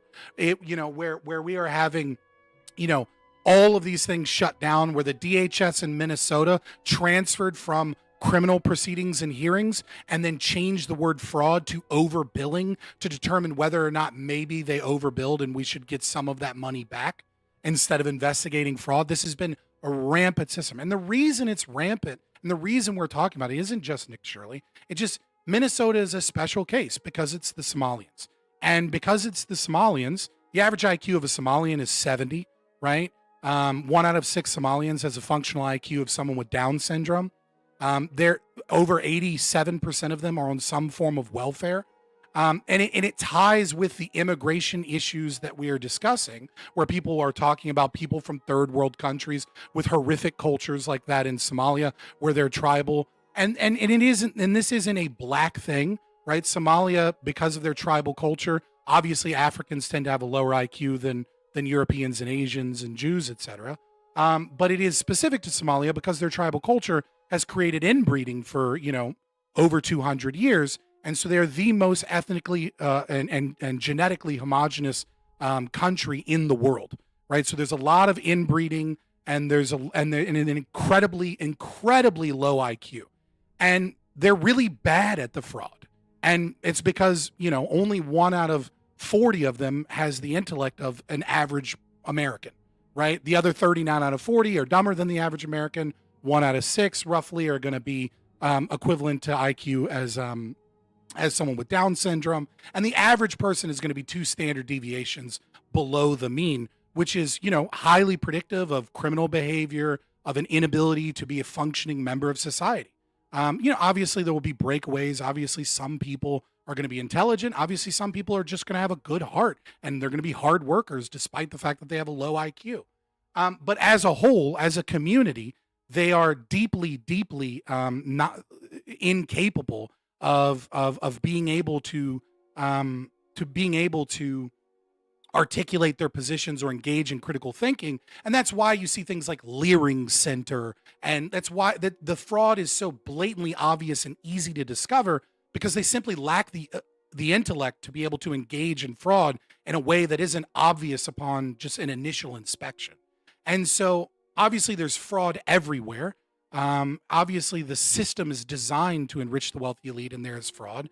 Obviously the consequence of this is the destruction of the middle class. And I think welfare, this is a prime time to really showcase that what welfare really is.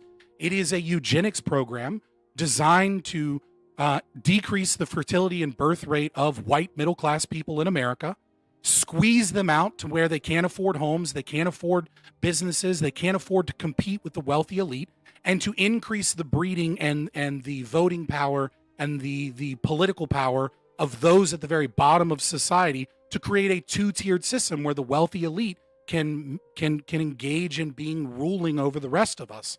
And it's not a feature, it's not a bug, it's a feature. And I hope people begin to realize this by seeing the absurdity and the deep levels of corruption in Minnesota fraud scandal that we have today. I just want you all to know, before we went live, I actually started a polling bet with a few people. And, was this like the director's extended cut version of an opening statement? What's going on? I guess. But that's not even the part I wanted to take a bet on. So I took a bet, and the bet was with about 10 people, and we gave odds, and I put it through my little algorithm, over how long it would take before IQ came up. And my bet was at 20 minutes, and about 4 or 5 people said we wouldn't get past opening. So it looks like I lost some money. Thank you, Fabian, for bringing IQ up within 12 minutes. My money was also on grid to bring it up, so I didn't hit the parlay. Damn, dude, you didn't even hit the parlay. Yeah. Are we doing like let's get through the Let's go to openings, Tyler. 'cause I Go have ahead, a Tyler. lot Go to ahead. say Yeah, go ahead, to Tyler. I know you do. Go ahead. That monologue. Oh, don't you worry. I'm about to get to a lot of it. Yeah. All right. So starting with social welfare. Actually, let's start with. Can we start with the Somalis first? I'm going to stand up for my Nubian brothers and sisters here. Oh, and Jesus start saying Christ. that the Somalis that come to the United States do so with compassion-based immigration. If we want to, in hour 2, get to an argument over compassion versus merit-based immigration, we can. But that's the reason we hear people generally like a small percentage of our immigration being based around compassion and not all based off of merit. Otherwise, it actually would hurt merit. But the reason of these people being here go from some of the lowest IQ, lowest earners in the first generation to see the most massive jump in the second generation. They essentially become acclimated. And unlike most of the work visas we have come to the United States, they stay. They stay long term. They live here generationally, and they actually assimilate long term. Whereas, again, we bring in more workers based off of merit. Those workers take that money and they send it back home to their families where they actually want to live long term. So generally having these people here is a good. Pigeonholing 70, 80 cases of fraud to an entire population of people and using it as an excuse to attack them on completely unrelated subjects is why the accusation of racism keeps getting thrown around. We can criticize these people doing fraud. I'm going to go a different route with it. I'm going to say this is the par for the course of what we see with the Democratic Party taking funding, giving it to NGOs, and receiving kickbacks for it. They receive kickbacks in all of their campaigns. Ilhan Omar wrote the Meals Act. She introduced it herself, and that was the exact policy that was used to create this fraud, and the fraud was going on by people that were contributing to her campaign before she even wrote the act, long before they got their money. So it does show that they were in bed together. I don't think we're ever going to get that concrete link. Just like the Buffalo Billion, just like other instances of fraud with like in California where I think like $10 billion is unaccounted for. We're not going to see arrests anywhere but like it stops at the chief of staff. You're not going to see Cuomo arrested for the Buffalo Billion. You're not going to see Newsom arrested. You don't see Chris Christie arrested when he shut down that bridge. You see his top people get arrested. So we're never going to see the heads that we want from this. But at the end of the day, the democratic abuse of NGOs is probably the biggest story here. They got kickbacks from almost all these groups, major groups, not every individual instance, but all these major groups that were doing the fraud were donating to the campaigns of the people pushing the policy and still to the people defending them today. YouTubers going in and doing amateur reporting probably hurt the story more than it helped it. That guy probably did more harm than good at the end of the day. The only thing I got from that video was that somebody was yelling, "It's ice, it's ice." Like, we can suddenly evade federal law enforcement doing their constitutionally obligated job and not open the door while we're receiving federal funds? Fuck that. You hear it's ICE, you better open that motherfucking door. You get our federal money. That's all I got. All right, thank you so much. Yeah, and so we will talk about the Somali fraud. I'm going to turn it over to Wick because I know he's going to have umbrance with a bunch of what y'all said. However, we're going to talk about a lot of the fraud. There seems to be a lot of fraud. So let's start with the Somali fraud and we'll go from there. Go ahead, Wick. Kick us off. So first of all, I'm not entirely. My problem with this is this seems to be a vehicle that people are using to kind of wedge in other issues there, because we're not talking about fraud specifically here. And I think that Fabian Liberty brought up a whole bunch of things where he wants to attack the welfare state as a whole through this. A lot of people, and I'm not saying anyone here is doing this, but a lot of people want to attack immigration as a whole through this. And a lot They're of kind of people inexorably want to, tied to this story, though, right? yeah, but if I may finish, right? Like, it's being tied to the story. Like, we can look at the biggest case of fraud in America, at least in recent history, and that's the PPP loans, right? Back in 2021, we had over some reports, if you include the EIDC stuff in there, like the emergency defense thing, it gets up to 200 billion. That dwarfs the amount of fraud that we do here. But no one talks about that because they can't use it to go after their favorite bugaboo, immigrants, right? Yo, but because it libertarian is here, we love shitting on the PPP loans. Here's the thing. Let me finish. And I'll let you guys go. I promise, right? But my whole premise here, okay, is twofold. One, that this is being used as a vehicle to attack immigrants, and the same attention isn't being paid to the other types of fraud that are going on, right? And I think it's very telling that that's the case. And two, right, that when we have a media ecosystem that accused a Capitol Police officer of being the Jan 6 pipe bomber based on a gate analysis that the Blaze TV did, and it turns out they were totally wrong. They got the wrong person. So one, you have the whole story about Haitians in Ohio stealing pets to eat the cats and the dogs. Turned out to be totally false, pushed by J.D. Vance. It was wrong. When you have people who falsely accused the Palestinian student of being the Brown shooter, right, and killing those 11 or 12 students at the Brown shooting, and it turns out that that was totally wrong. At what point do we stop taking these people seriously when they continuously, every time it seems, get things wrong? When do we start saying that's all bullshit? Now, again, like I said, there very well may be fraud at these places. If you find it, prosecute it. I don't still see evidence from the Shirley video. But before Fabian gets started, I got just a couple of things. First, I don't think that the whole welfare is the issue. I don't think Fabian was saying that. I didn't get that at all from what he said. It's just this system is designed to be abused, and these people abused it, and that seems to be the fact since people are being prosecuted for that. You're welcome to say that the YouTube guy calling attention to it is wrong. That's fine. But I don't believe that you can say that if people are being prosecuted for it, that it probably didn't happen. I don't see where we get A to B. And I really got to take, I got to. Did I say that though? Did I say that there was? You literally said welfare state is not the issue. Welfare is not the issue, and Fabian going after bringing it up is not. Because hold on, Fabian said that it was designed to decrease the fertility rate of white people. Agreed. Yes, but that's my claim. That do you has think nothing to that's do with the true? money. Do you think the welfare system was designed to piece. increase He the said like a fertility lot rate of of white different things. people? I didn't care about the white people part. I only cared about the money part that we're actually talking about. That's what I was responding to. Just to be clear. I mean, I'm focused on the topic. I don't care about any of the rest of it. Well, hold on. Let me reframe this. I'm gonna play the Trump soothsayer because I feel like I do that a lot now because for whatever reason, maybe they're good or bad. But so I know we're gonna talk about this on Friday on Wix. Check it out; it's gonna be good. But we're going to the administration has been pushing a larger narrative, and the narrative is that. It not only is it immigration, but it's kind of what Tyler was alluding to with the NGOs going out, and then it's coming back in and funding their campaign, and then they're using immigrants to have illegal voting, and they get the welfare, and they basically are shipping in voting. That's the argument that they're making. Does anybody here see evidence of that? But I don't think that was Wick's point. I know that's not Wick's point. Yeah. But before we get too far into that, a couple of things. What Tyler talked about.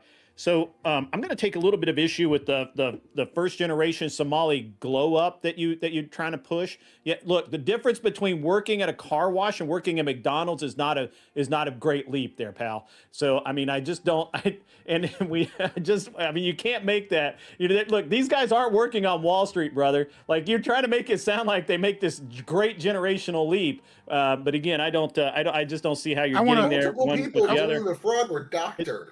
This is silly. I don't believe Yeah. that. I don't know. I don't believe that that's true. I think you've smoked a little too much wacky weed today.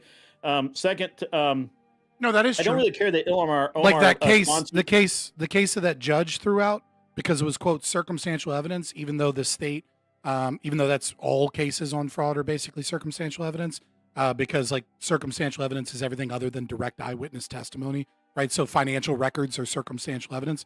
That case that kind of went viral because the judge threw it out. The individual in that case that defrauded the Medicare system was a doctor, right? So many of the people that were involved in the Medicare fraud are doctors, right? It's there are plenty of Yeah, for doctors sure. that are committing the fraud as well. Yeah. Yeah, I was just pointing out that Tyler was trying to put this great spin on it that these Somalis come over and then the first generation, the next thing you know, they're airline pilots for Delta or something, and I just don't buy that at all.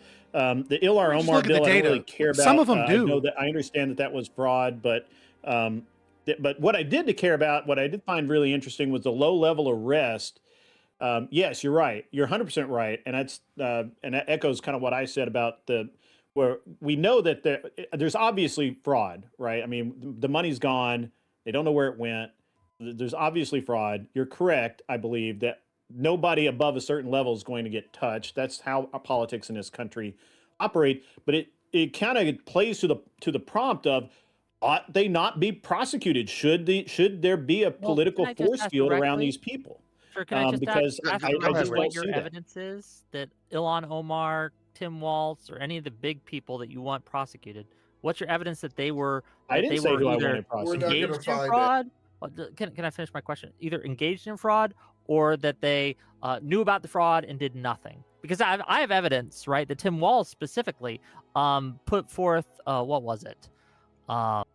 Quite a bit of money in 2019 in order to add funding for new investigators, data analytics, million fraud or something? tracking at DHS, tighten oversight at CCAP, right? Like they took steps, and you can argue that they weren't enough, but they took steps to combat these frauds. And I do also want to point out that the arrests made and most of the convictions, 90% of the convictions that happened, were Democrats prosecuting and convicting these people.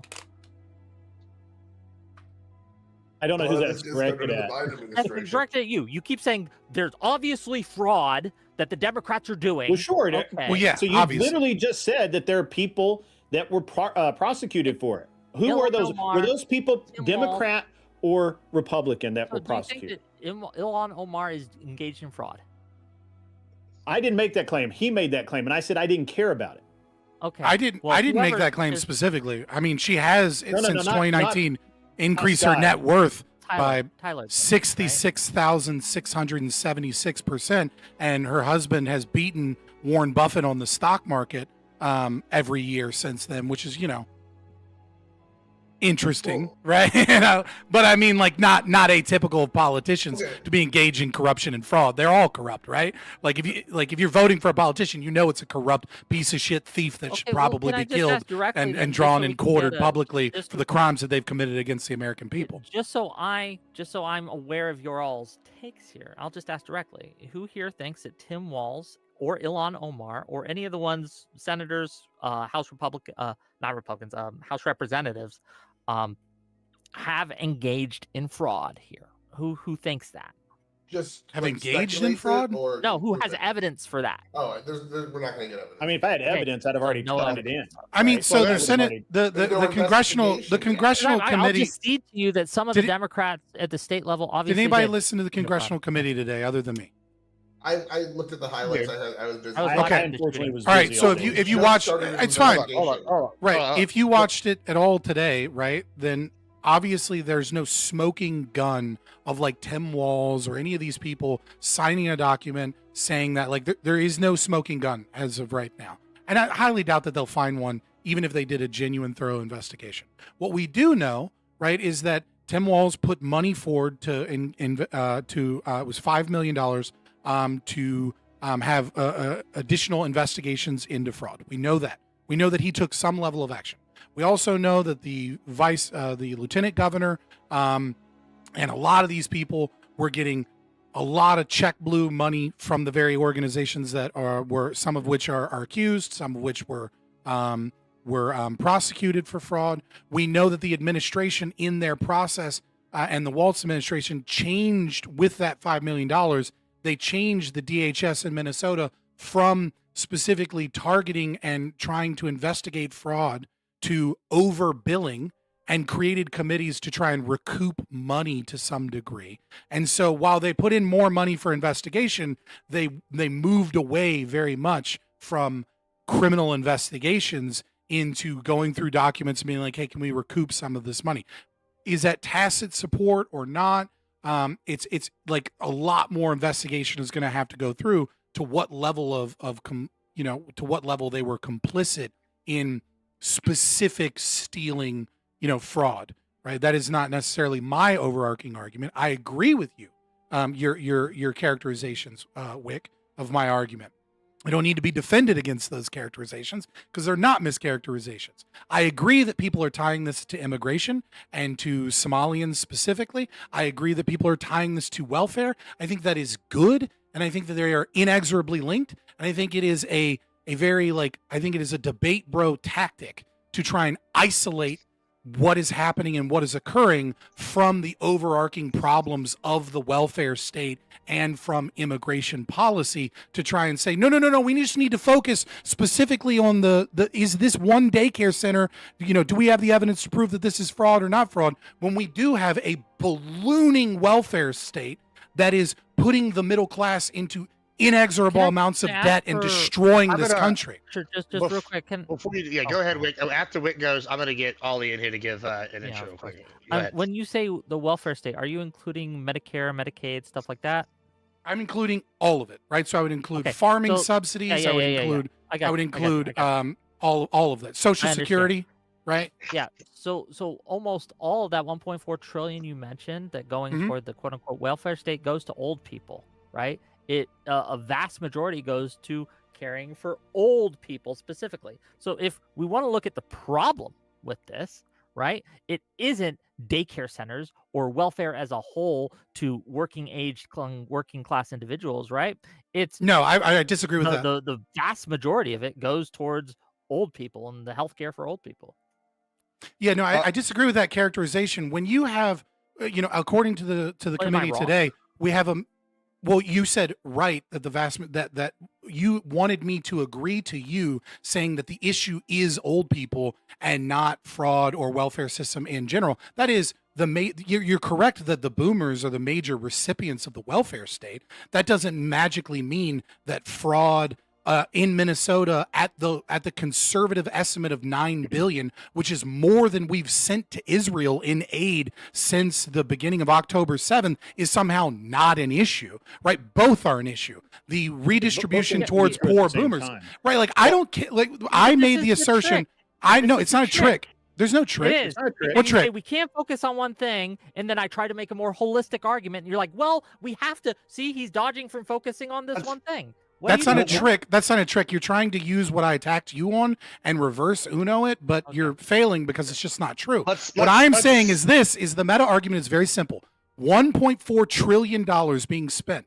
If that money was simply redistributed to the poor, that would be $70,000 for every household in America that is defined as poor. If you're not poor, you don't need government assistance, whether or not you're fucking young or old. We're going to come back to that in a second because I actually have something I want to bring up in a moment about that. But let's get Ollie in here, and then you can go ahead and give us an intro and your thoughts on if we should prosecute Democrats for widespread fraud. Yeah, man, the first thing I want to say is fuck everyone for making me watch that Nick Shirley video. Jesus, that kid is the most annoying, insufferable kid. And but okay, your question. When you say Dems, like, I don't know what you like. Democrats in Minnesota? Do you mean like Tim Walz? What do you mean by Dems? Because no, I've seen people run scams in all, red states, blue states. It doesn't necessarily matter. Well, if you want me to answer that, I'll answer that and I'll let you go back. But like, so I guess where I'm coming from is I like when I try to do the shows, I try to bring like what I hear from my normies friends, right? This is like what they're saying, and I try to bring it here, and I like to have our internet brain boys come and argue about whatever the normies think is happening, right? And the conspiracy theory that I'm hearing, whether or not it's a conspiracy theory or not, is it's pretty widespread. But the idea is they're bringing people here, they're spending our tax dollars on them, they're using it to like get people elected, and then it goes all the way to the top. In fact, we can look, Walz was behind all this, and look, he was the VP candidate. So the whole Democratic Party is evil, and we need to, I don't know, tear them down brick by brick. That is like an argument. Everything you just said doesn't require fraud, by the way. Everything that you just I said understand that. just requires the welfare state. Right. Their argument is that is the fraud. Right. I'm just pointing out all of the things that you stated. Importing people from other countries, giving them resources, saying that we're the ones that were going to help you, giving them a bunch of aid. None of that requires any fraud whatsoever for that conspiracy to be true. What you just described is factually true without any fraud. Well, okay, well, then let me give you some of the more fringe parts of the conspiracy. Oh, Melissa Hortman, well, she knew she was killed by someone with Walz connections, right? He knew it was murder, it was assassin, right? Like, there's like it goes pretty widespread. No one here for sure. No, it's right? for sure. Saying that. I'm not saying that either. I'm just bringing this up because I feel like it's a topic that's not being discussed in the way I think it should be, which is that it's like an internet, like a nasty. Yeah, I'm not trying to be a dick. It was just really important that I pointed out that whole conspiracy is happening, is true. It doesn't require fraud. And we'll open it back up again. Go ahead, Ollie. Yeah, so I mean, I guess I hear all that. That argument never makes sense to me. The idea that that Democrat politicians are immigrating people in to win votes, and then it's to their own detriment, right? If this is at the end of the day racism, it's to their own detriment. Their white people are losing out, right? And they're hearing you because Gavin Newsom is he's cozying up to the Groypers. He's posting his old school badass basketball photos. He has his white family on for he's mogging on JD Vance. So we got all that going on. All I'm saying is for this, I haven't seen anyone necessarily defend this, right? Everyone I've seen who's watched this video, all the Democrats I've seen have been like, if there's fraud, prosecute, get it the fuck out of here. So when you say should Dems be held liable, the only way I see them held liable is potentially it's easier to scam in a democratic state because they have better social social nets and social policies. So it's easier. Maybe if you want to go towards negligence, if you want to go towards something like that, I can agree with there on negligence potentially, right? But the biggest concern I've heard is that people were concerned. The Democrats were covering this up for concerns of racism, right? Because they were concerned that people would call them racist. But then in the video and even in the reviews I've seen, Democrats did try to they reviewed a few people of these licenses. They took some of these licenses down. I mean, they were shutting these people down for certain failures. A couple of them were failures to some of the kids weren't vaccinated. Some of the workers weren't vaccinated, right? All these things. So they were, in there and investigating and doing all that. But so you laid out the trick. You laid out the trick that Democrats are doing, right? What they're doing is they're saying, of course, fraud is bad. Of course. Hold on. Yeah. Right? You laid out the trick. They go, of course, fraud is bad. Of course, these things. And then when people are like, well, then we need to shut this shit down and fix it. They go, but Trump shutting down the money in the stem of the flow that is rampant with fraud is making children starve and it's evil. And yeah, of course they'll tell you to your face that we should prosecute the fraud, but they're supporting the system that incentivizes massive amounts of fraud. It's not smart to just shut down all of the fucking system overnight, right? Just it is. That is the right thing to do. Mind you, this isn't even fraud. The Nick Shirley video isn't new. The Nick Shirley video isn't new. In 2000, I think a few years ago, they were doing reviews on this. CNN was doing reviews on this. This isn't new, right? I'm not saying that it's good or that we should let it go. But you can't just shut shit down overnight. Yeah, because of a fraud has YouTube always video. existed. Yeah, What's new Hold on. is the ever increasing amounts of fraud and the ever increasing amounts of this community having the balls of Democrat politicians tightly grasped to the point that they're doing mea culpas about the racism of Trump and talking about like, oh, I grew up Jewish, so I know what it's like to be bullied in the neighborhood, and they're sitting there laughing in their fucking face, going as they're stealing money from them, wearing $2,000 glasses, making up shit about their daycare center getting broken into. Let's go to Grid. Grid, go ahead. What Yeah, do you think is Grid, possible? Grid, real quick. Okay, Let me just right. give you a bounce off real quick. You'll play off of it. So like, it's either politicians, which I don't think it's like Tim Walz approving this. Rather, I think it's people within the community who maybe got like work within like a local, not necessarily government, but you know those like assistants.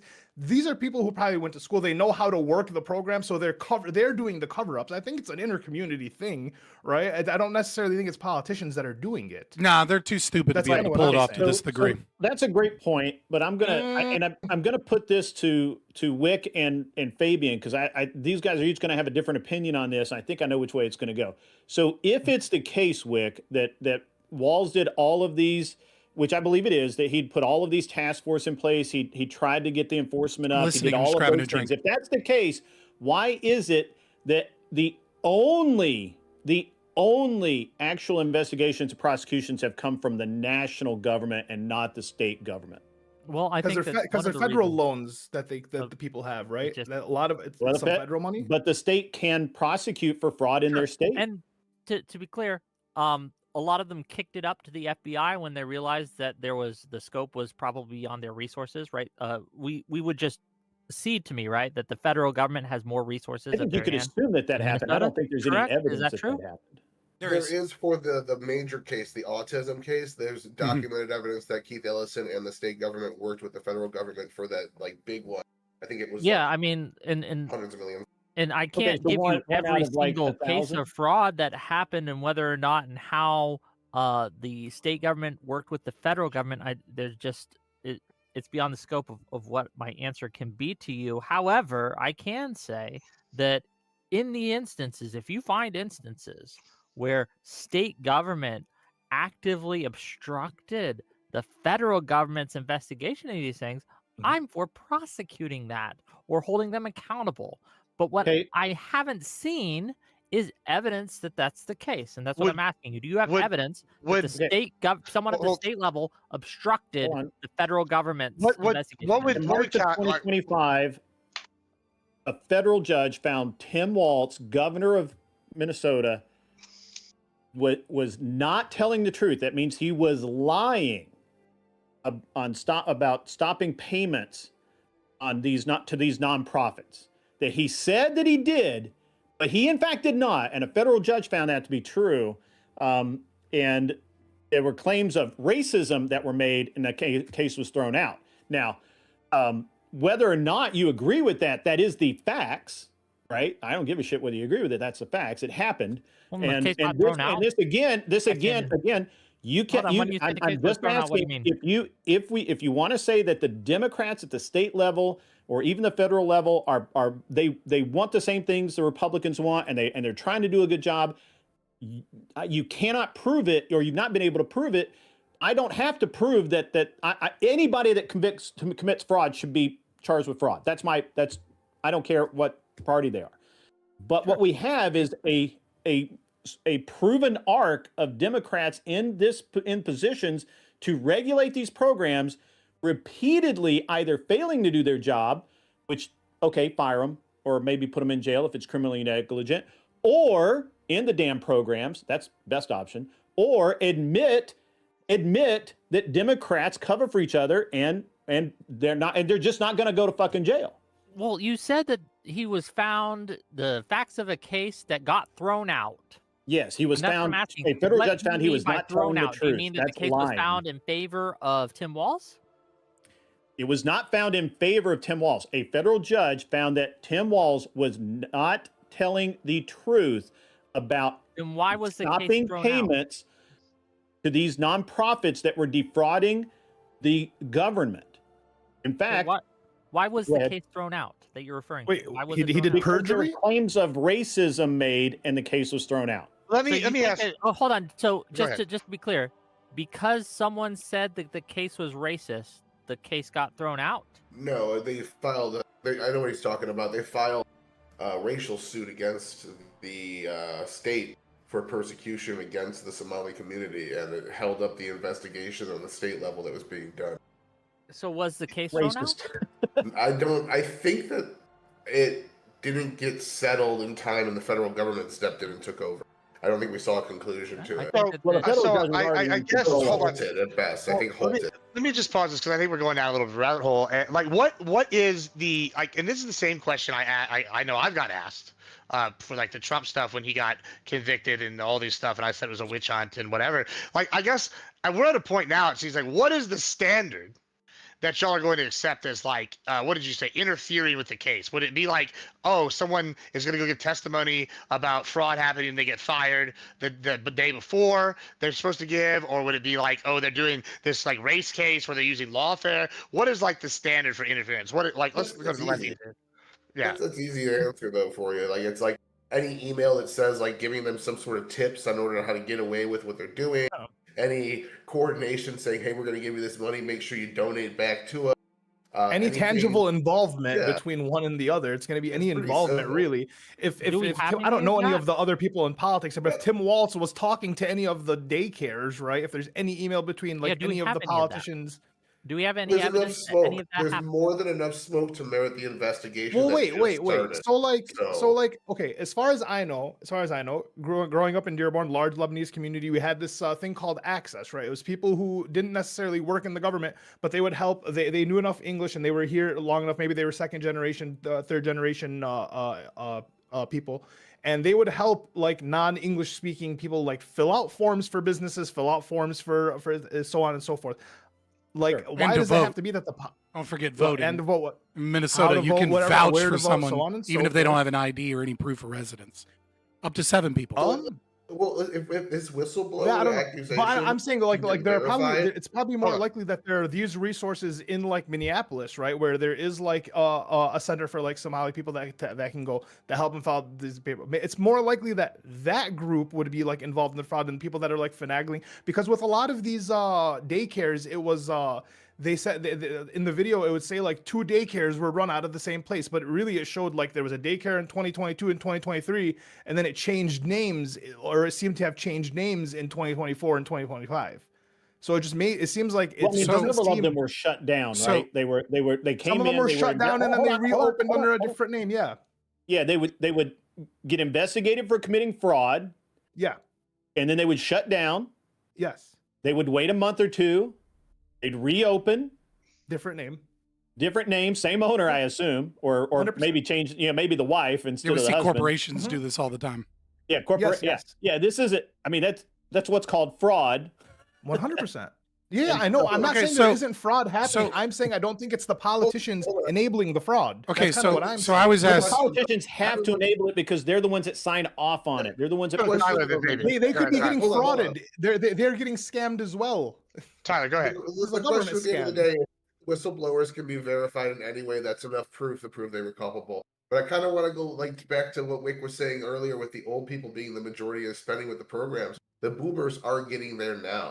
Scott wants to get rid of the state, but democracy is very in favor of these social programs, especially Medicare, Medicaid, Social Security, and things like that. So we need It's to not an grow the argument state. against my claim to just say It's just not, then but it's attack what me they for being want. an ANCAP, right? Yeah, but you're not That's actually attacking. what people want. Right, no, You have to be okay, yeah, I don't practical. I'm give a, attacking, I don't. I'm just saying. No. you have What to you be were doing, practical. what you were doing is you are using that as a vector to attack my ideology instead of the claim that I am making. And the claim that I am making is that $1.4 trillion sent on welfare is redistributed to the poor, whether they are elderly or not, would that. result in $70,000 a year in funds to those people. understand And if that, you're but the point is- and so if you're making maybe I'm mistaken. 70 plus 30, you ought to be able to afford your fucking medical expenses. But maybe I'm mistaken. We aren't here to argue the welfare state. We're here to argue fraud. I am 110% here to argue that this is with inexorably linked, and that this is a feature, not a bug. That what is occurring in Minnesota is occurring throughout the entire country, and that what we're and that the welfare system is a system that is designed to strangle the middle class, and in part, in my opening statement, as I stated, is a eugenics program to ensure that high IQ, productive, conscientious people that are predominantly going to be white people here in America, if we were in fucking China, it would probably predominantly be Chinese people, to keep them from creating businesses, owning homes, having large families, and to create a two-tiered system of imported, low IQ, poor people that are constantly fighting for breadcrumbs from the government while the wealthy elite and corporations steal all our fucking money. This is what I am here to argue that. Just let me finish the sentence. I have evidence of every one of those fucking claims. Hold on, I'm trying to get into this because your framing is a little wild. But again, most people want these social programs, so we have to think of a practical way to do it. So I'm trying to explain why we need compassion-based immigration. Yeah, redistribute the money. Just redistribute the money. Are you poor? People don't want money handed to them. We're giving money away to give the government to get the government to do things for them. Here, you sure about that? You sure that if I go to a random poor person out on the street and say, would you rather have all of the government programs that you have right now, or would you rather get $70,000 a year in a paycheck from the government? I'm not sure if you go to a single anecdotal person and ask that, but if you I didn't say anecdotal. Let's do a poll. We're doing UBI now. Let me just hold on. Let me just reframe this a little bit. Really, like to Fabian's point on 70K, we don't have to use that example, right? I think another example that's in the news right now, we have the alleged fraud in California that's up potentially 250 billion. Yeah. But well, I only did the math on one of them. So $250 billion allegedly spent in California, right? So I did the math, right? That's about $750 per person could have gone in your pocket, like, right? And so much. Now we don't have the proof yet that it's happened. There's no proof, but in my mind, to your point, like, what's better? Is it you have the check or you don't have? Let me explain. Let me explain something.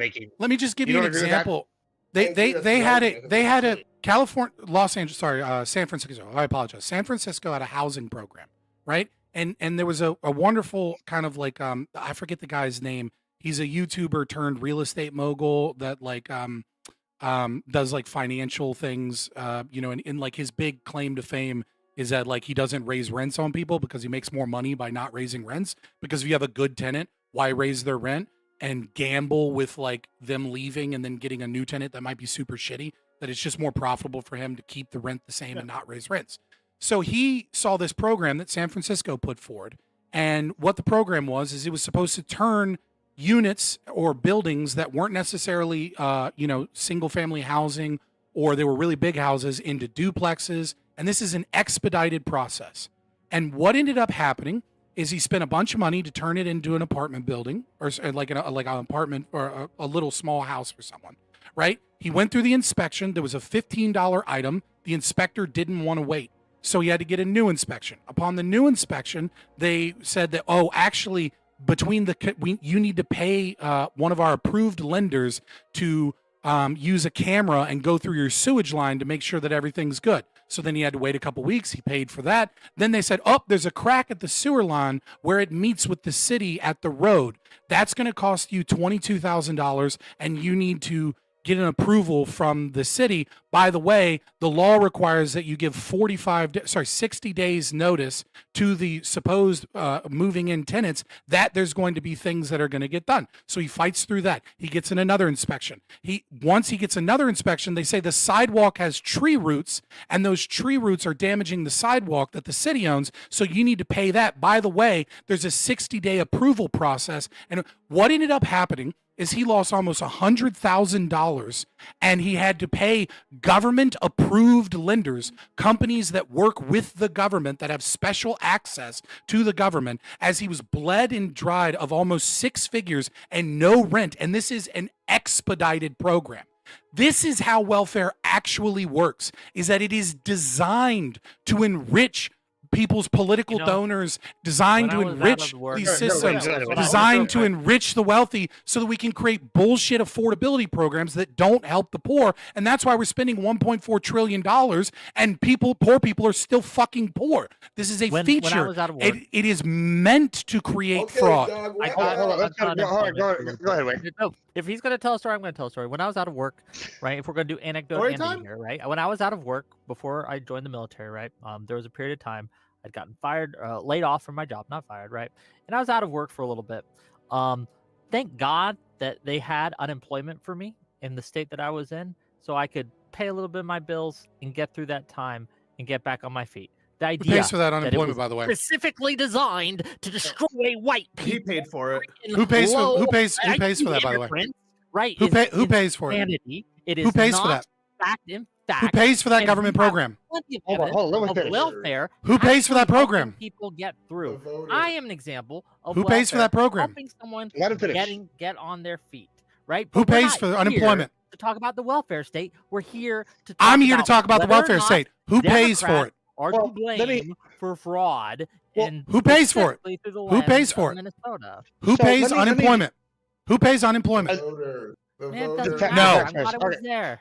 No, Well, the so- business pays unemployment insurance. That is money that is taken out of your paycheck every single time that you get a paycheck because you cost payroll taxes, unemployment insurance, and a whole bunch of other taxes in order to hire you. You could have been making $6, $7, $8 more an hour that entire time and actually saved money, gotten into a better position, and been better off in your life. The employer I'm is glad paying that for it that. wasn't that Oh, case. hold on. Let I me would've sent it, and I'm let me move it. glad that the state held that money back, and I voted for those. So you're saying you're benefits. retarded with your money? The government is You're saying you important, couldn't and I have used that money more defended effectively? people. Most people are retarded with their money. Yes. Hold on. So here's the okay. I get that there is the greater conversation. Actually, I think Wick actually said this in the opening about like wanting to be attached to more things.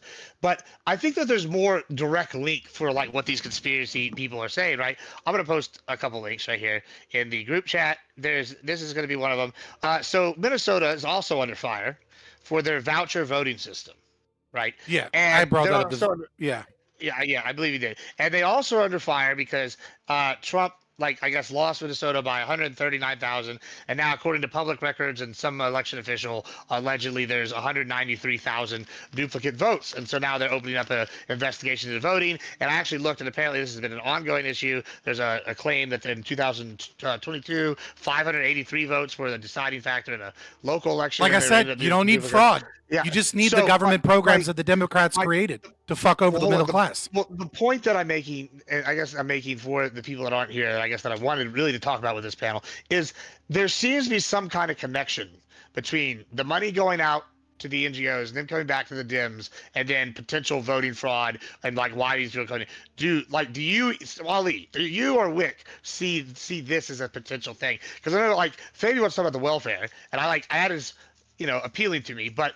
Like, if we're not going to talk about the welfare, do y'all see like this grand conspiracy? Do y'all see the potential that this is happening? Well, can I just ask you, like, how much kickbacks did the Dems get in your mind, like monetarily, from all these fraudulent organizations? And who got those kickbacks? How much were they? Can you show me the numbers on these? Yeah, I can find a Please. click, but yeah, it's thousands. A lot of it was brought I up in think the it's congressional more- committee. yeah. A lot of these people got hundreds of thousands of dollars from the same people. Specifically the oh God, what was it? The Is it PAC money? No, not it. It was the fuck. What is it called? Yeah, to be clear, what Feeding I'm Our asking for- Future. Yeah, I Right, got the you. Feeding I Our got Future you. that got prosecuted for the Wants to know which Democrat $250 is million benefiting from that they did in from fraud. the scam. To be clear, And the local Democrats politicians got over prosecuted them. $100,000. 35 million Democrats is from the daycares is the one. Yeah, I have were the ones who brought this to the federal attention, and the Democrats were the ones that prosecuted them. So if the Democrats are getting kickbacks from them, it obviously didn't stop them from stopping the Feed Our Futures fraud.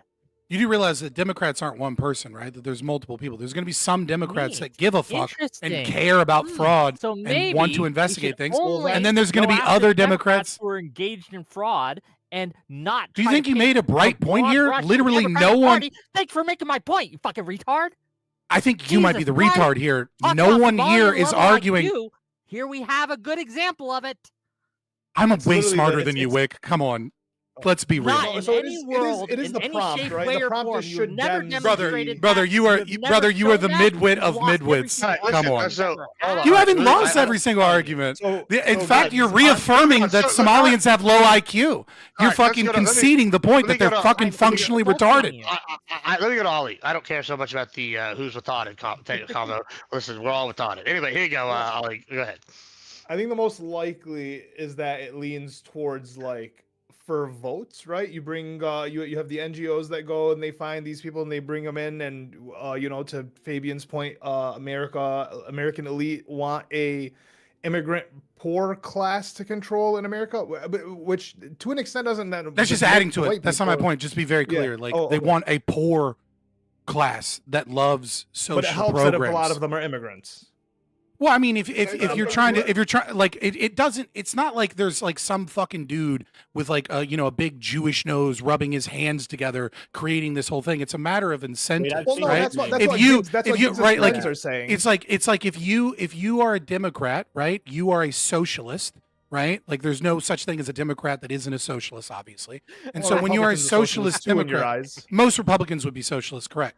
The Yeah, so overwhelming just as majority long of as we them. have that Right? caveat. They love so you are a representative of the party that wants more social programs, that wants more NGOs involved, right? That wants a bigger government to help the poor, etc. It is in your best interest to do two things: to enrich yourself and create connections with the wealthy elite so that you can have more power and more money. And it is also within your interest to do whatever it takes to have a large base voter class that is interested in social programs. And so if that means giving it to immigrants, and that means there's more people that can in a few years vote for you, that's the incentive, right? It's not like they're like, how can we absolutely get the Somalians here? It's like, how can we get low IQ, poor people to want more and more social programs that end up having big kickbacks to all my NGO, wealthy people that run these Abe Lincoln programs. wants the slaves freed for the vote. I get the point. 1% of the vote, libertarians take up 60% of the talking time. So to go back to what Gibbs is actually talking about here, these donations. Sorry, I'm in teacher mode. I'm just trying to educate Why- you guys so you can understand what's going on. Nobody's going to vote for it either way. We want our social program. But anyways, going back to these kickbacks here, like, I don't see donations as proof of guilt. You're going to have to show me there was some clandestine meeting to say that this is something that was worked out. Because these groups, if the fraud was unknown by the politicians, of course they're going to donate to the politicians that are saying they're going to continue. No to one fund working them. there. No one working there was thinks that the fraud was unknown. Like everyone We don't know knows that that yet. fraud is rampant in this system. It's We literally, just and don't know we know that. that We all know Omar that. is- You know that. You're lying right now. I'm not. You know that everyone that has been, that has been, that has Grid, that you're has looking great, by the way. that had power to and had authority and was supposed to be in charge in some capacity of tracking this shit knows that, by the way, knows that these places were also involved in PPP fraud loans. Right? Like there's several daycare centers that were taking PPP loans. Fraud. Right. Well, we brought it up, but it ties to this as well, right? Like we all know. That proof yet. We don't have proof that a specific daycare place is engaged in the certain amount of fraud, right? Like we look at the Quality Learning Center and we know that they got investigated and then got their license back like 20 times. You can go just look on the Minnesota website. And we know that legally, they are not legally allowed to operate a daycare center after 6 p.m. because their license is for normal waking hours. They are a daycare, not in afternoon care program. Their license doesn't allow them to be open from 2 to 10 p.m. That's inaccurate. You're misrepresenting it. I'm not These are, misrepresenting. Do you have proof these of are that? Example hours. They aren't firm, hard, fast requirements. There is a specific licensing for afternoon care programs. They're not licensed for that. They're licensed for quote unquote normal waking hours, which is from 6 a.m. to 6 p.m. So we know that their Those are the paperwork. examples That doesn't you mean give of that normal doesn't waking mean hours. to be clear. That doesn't, okay, yeah, but 2 to 10 p.m. is not that when there is a license for that, which is afternoon care. That being said, that doesn't prove that they're fraudulent. It just proves that, like, maybe if the most charitable interpretation is that they're like retarded to the point where they can't get a sign that says Quality Learning Center, and so their like paperwork's all fucked up.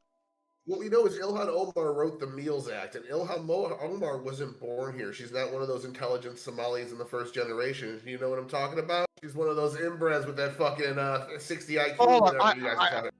I want to like come back. She's probably to this smarter than the typical. I want to come back to Somalian, this cash that's being flowing out. Because her family were wealthy elite in Somalia that committed genocide against their own people. Okay, right. We'll So she's probably higher IQ than the typical Somalian. Hold on. We're gonna talk about elite in a moment. All right, that's fine. We'll come back to that. I do want to focus on what we're talking about right now, though, which is, do we have a problem? And like, I know I personally have a problem if it was a Republican or a Dem, since we're doing this little thing.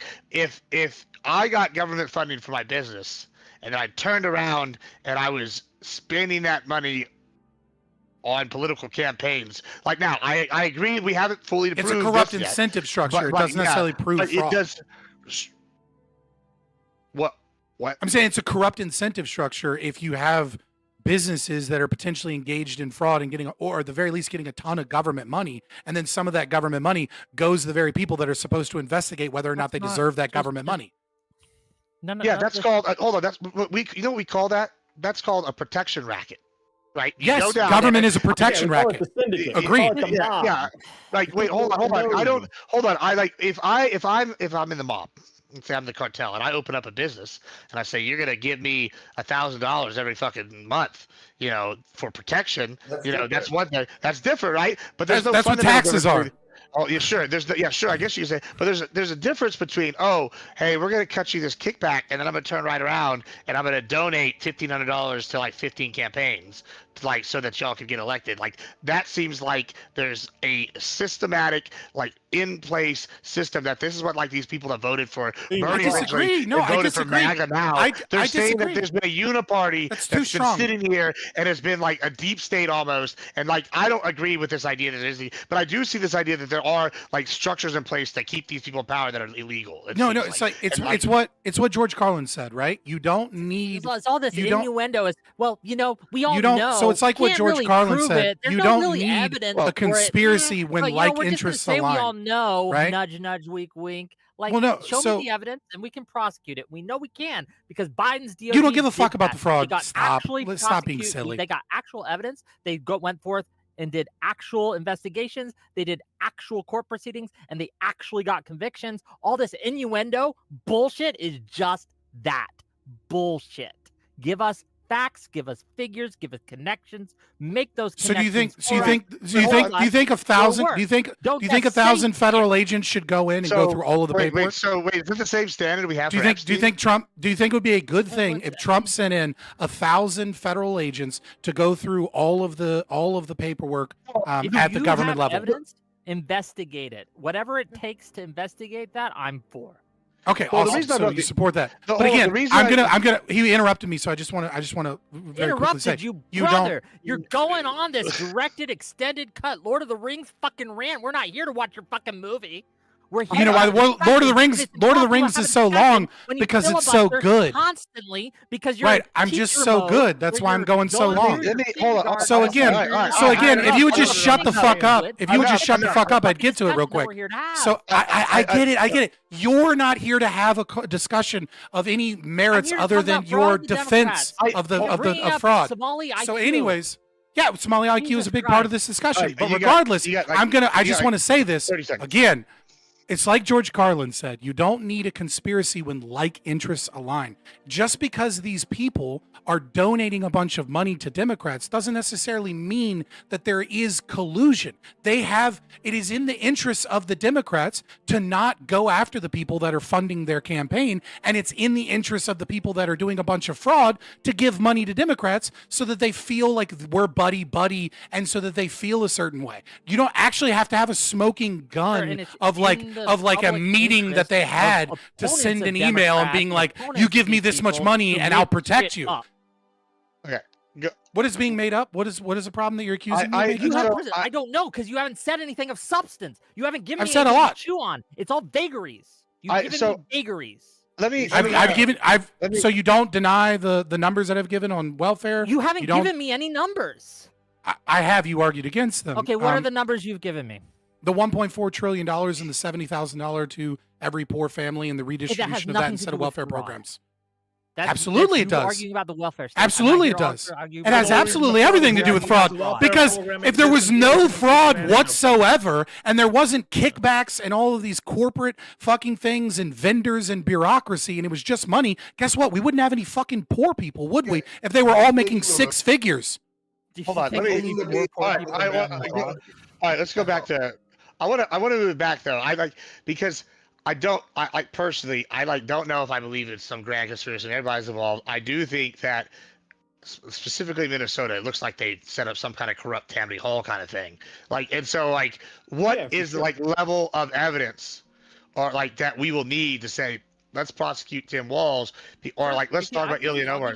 Go ahead. I'll give you something clear. If you can show an email chain or any kind of written or verbal communication between Tim Walz and the people who were investigating at the state level, and he was turning them off the investigation, right? And if he was saying, don't look into this, if he was impeding them, if he was firing the people who were engaged in the investigation, or if you found out that he was trying to help the individual companies or NGOs or what have you, or individuals to get away with the fraud, and by giving them advice and saying, hey, heads up, there's an investigative team coming here, then okay, sure, great, let's go for it, right? And there's probably also other lesser things that I might accept that I'd have to think about it for a little bit, right? But it's not hard. What if the internal memo is true right now? Is anything? What if the internal memo is true? Would that be a problem for you? Which one? Which internal memo specifically? So, John Kennedy brought this up in an earlier hearing, right? I don't know if it's true because they didn't give me the fucking memo. According to Kesa Megan, I hope I'm pronouncing that right. It's a Somalian name. I have fucking no idea. Saying, quote, there was an internal memo at the Attorney General's office that says, quote, there is a perception that forcefully tackling this issue would cause political backlash from the Somali community, which is a core voting bloc for Democrats.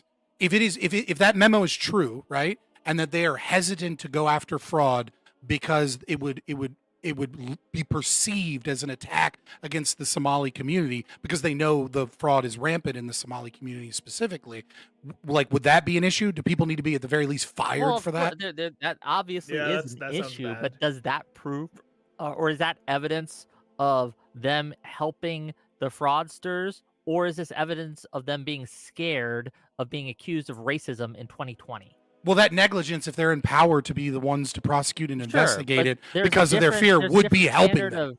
There's a different standard of accountability that I give to someone who's actively engaged in looking the other way because they know my argument is going on. Yeah, versus for someone who is scared to go after something because they might be accused of being racist. I think they would know that the fraud is going on, right?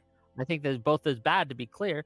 And if that memo is accurate and true, they do deserve some condemnation for not going forward with that. Well, right, because my argument isn't necessarily that there's a huge conspiracy.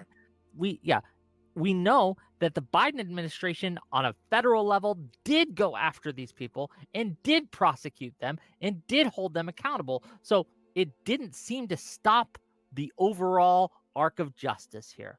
That's all I'm going to say. Go ahead. I was just going to say and again, this is why you were saying you're tying it to welfare, et cetera.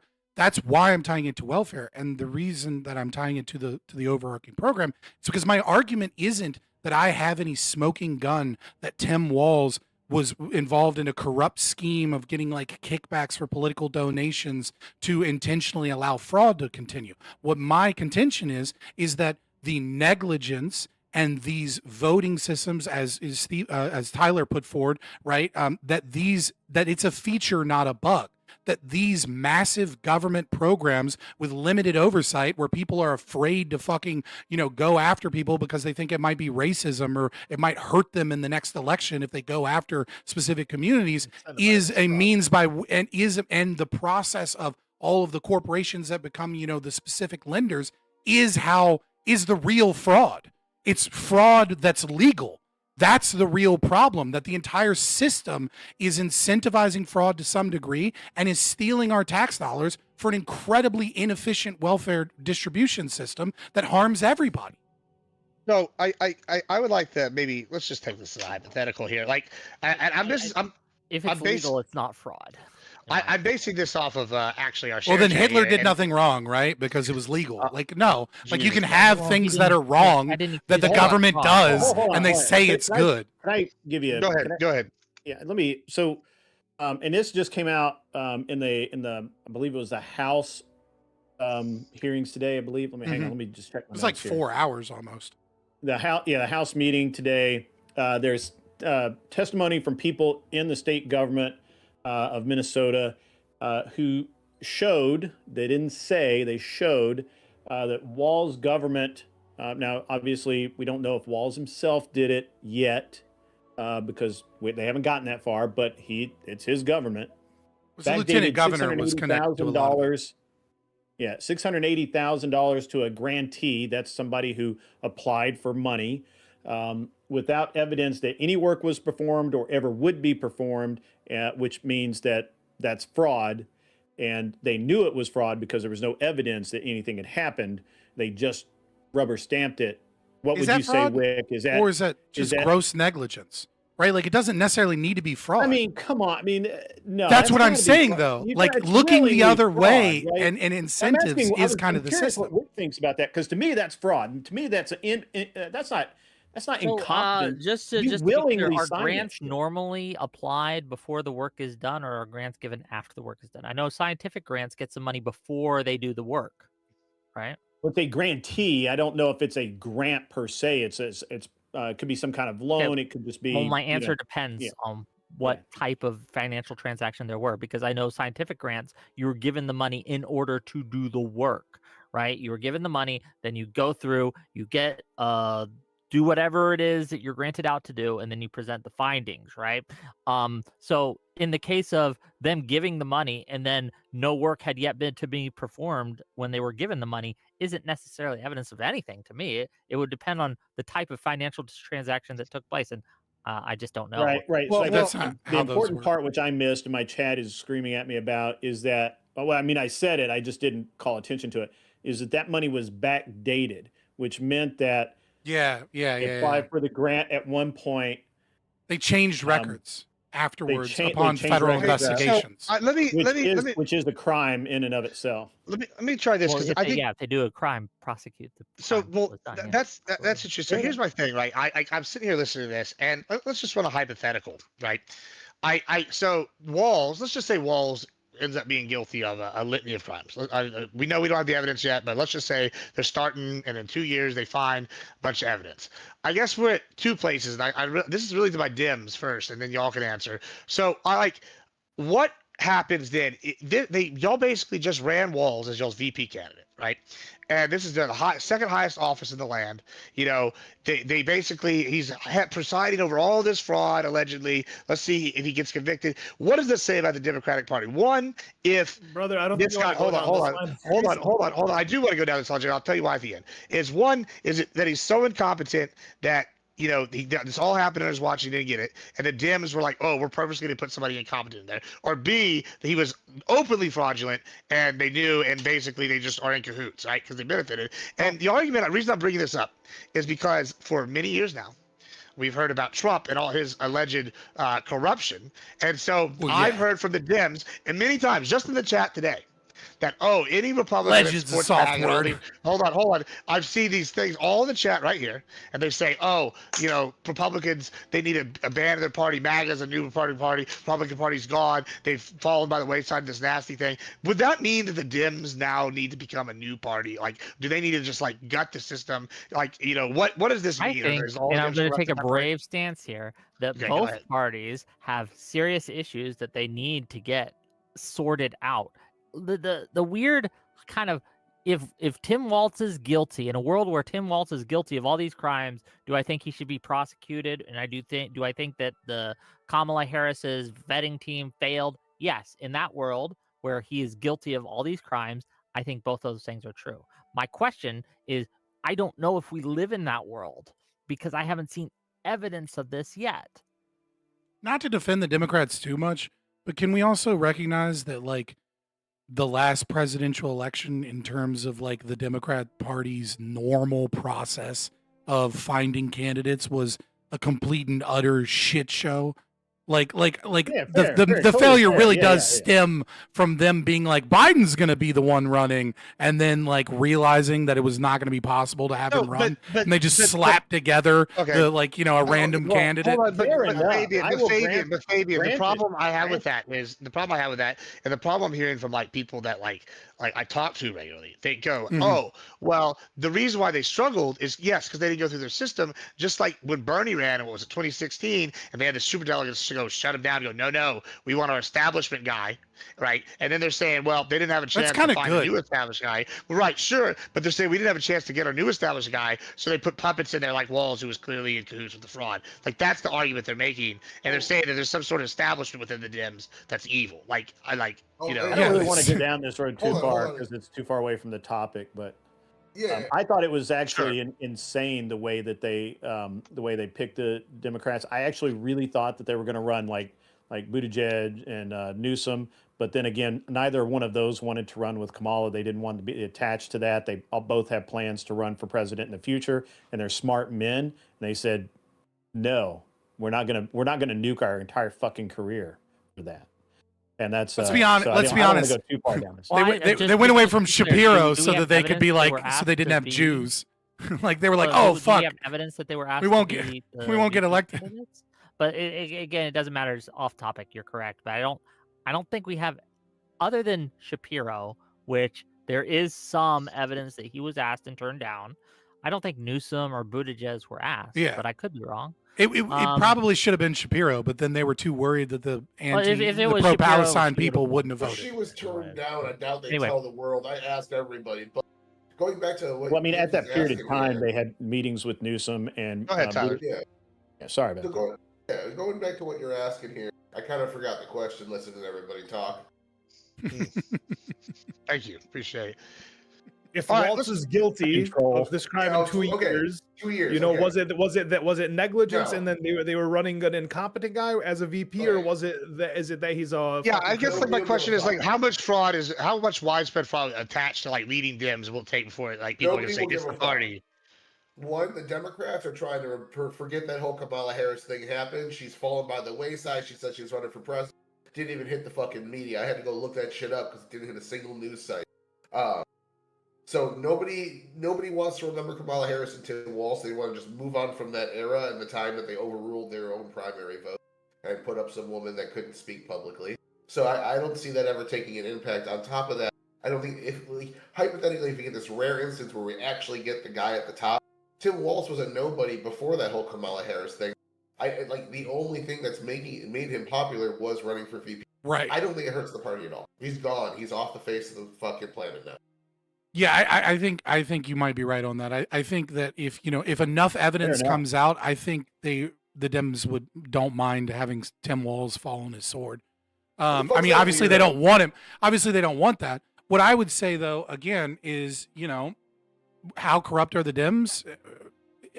As equally corrupt as the Republicans, which is maximally, right? Like again, like there is this weird thing that statists require, this smoking gun of like proof of like kickbacks and explicit communication and fraud, which is just I think is an ignorant view of how government works. Is that again, like I said, you don't need a conspiracy when like interests align. Right? You're a big corporation. You go to a local politician. You donate to his campaign. You give him a paperwork when a bill is about to come out and say, here's what our thoughts on the bill are. And this fucking doofus that is an expert in nothing, usually. It's very rare that there is a politician that's an expert in anything other than maybe business, and then like the occasional person that's like a doctor, right? Like they're usually constitutional lawyers that have been working in like government programs their whole life. And so they go to this person and be like, the chemical, fucking DuPont thinks this is how the regulation should be on this specific chemical. And then they look and they go, oh, these people support me. They seem like good people. And then their fucking son goes to the same school and they, they get into Harvard, and then their son goes and becomes a philanthropist. Yeah, right? That's how Pork Belly Projects work. Yes. That's how all of this shit works. And what I'm saying is the bigger the government programs are, the more of this happens, the more outright fraud happens, as well as the fraud that we call not fraud because it's not illegal, but it's been made legal. When all these vendors and people get these huge kickbacks, and on top of that, they become like, the government preferred lenders, or they get all this money for limited services. And what I'm saying is that, and I will reiterate this over and over again, no matter how much it annoys all of you, which is this is a feature, not a bug. Okay, the entire system is designed to be highly exploitable and to funnel money to the rich and to give breadcrumbs to the poor. And if you genuinely believe that we should have welfare and wealth redistribution, you should just get rid of all of these fucking programs and turn it into a goddamn paycheck. That's it. Look, I'm kind of on your side there. I definitely feel like that we have far too large a government. We have too many agencies. We have too much money floating around with no accountability. And worse, and this is why I think, and look, Wick knows this, Ollie knows this, we all know this, right? That they make these bills purposefully multi-layered and bury all of this stuff in on page 158 of a 158-page bill so that you never find it. And as they see, we put it in there. This is legal, right? Just a small caveat to that. I don't think they're doing that to hide it. I think that they're doing that because it's become harder and harder and harder to pass individual legislation, and so they omnibus everything. And so I think that we have to pass it to know in what's order in to hide and obfuscate. Remember that? The thing is what it does, though, right? If I can finish, a lot of times what they do is like they put it all into a single kind of omnibus budget resolution or something like that. And that's really the only legislation that gets passed, unfortunately. Republicans do the same shit. Look at the big beautiful bill, right? Or the big beautiful bill. I wasn't separating this from Republicans or well, that was more to grid than you. Yeah, I'm not putting it in one camp or the other. I'm just simply acknowledging that that's what happens even at the state level is they things get more than that in these bills. Yeah, but it's more than that because something gets hidden, right? Something gets hidden, and then what happens is they don't actually specify in the hidden thing in the omnibus exactly how it's going to do. What they do is they kick it to the executive. They kick it to the executive to actually determine all the parameters on this shit. Can we get 3 cheers for government here? Big government. I want to go. So here's the issue I have with kind of how y'all are taking this, right?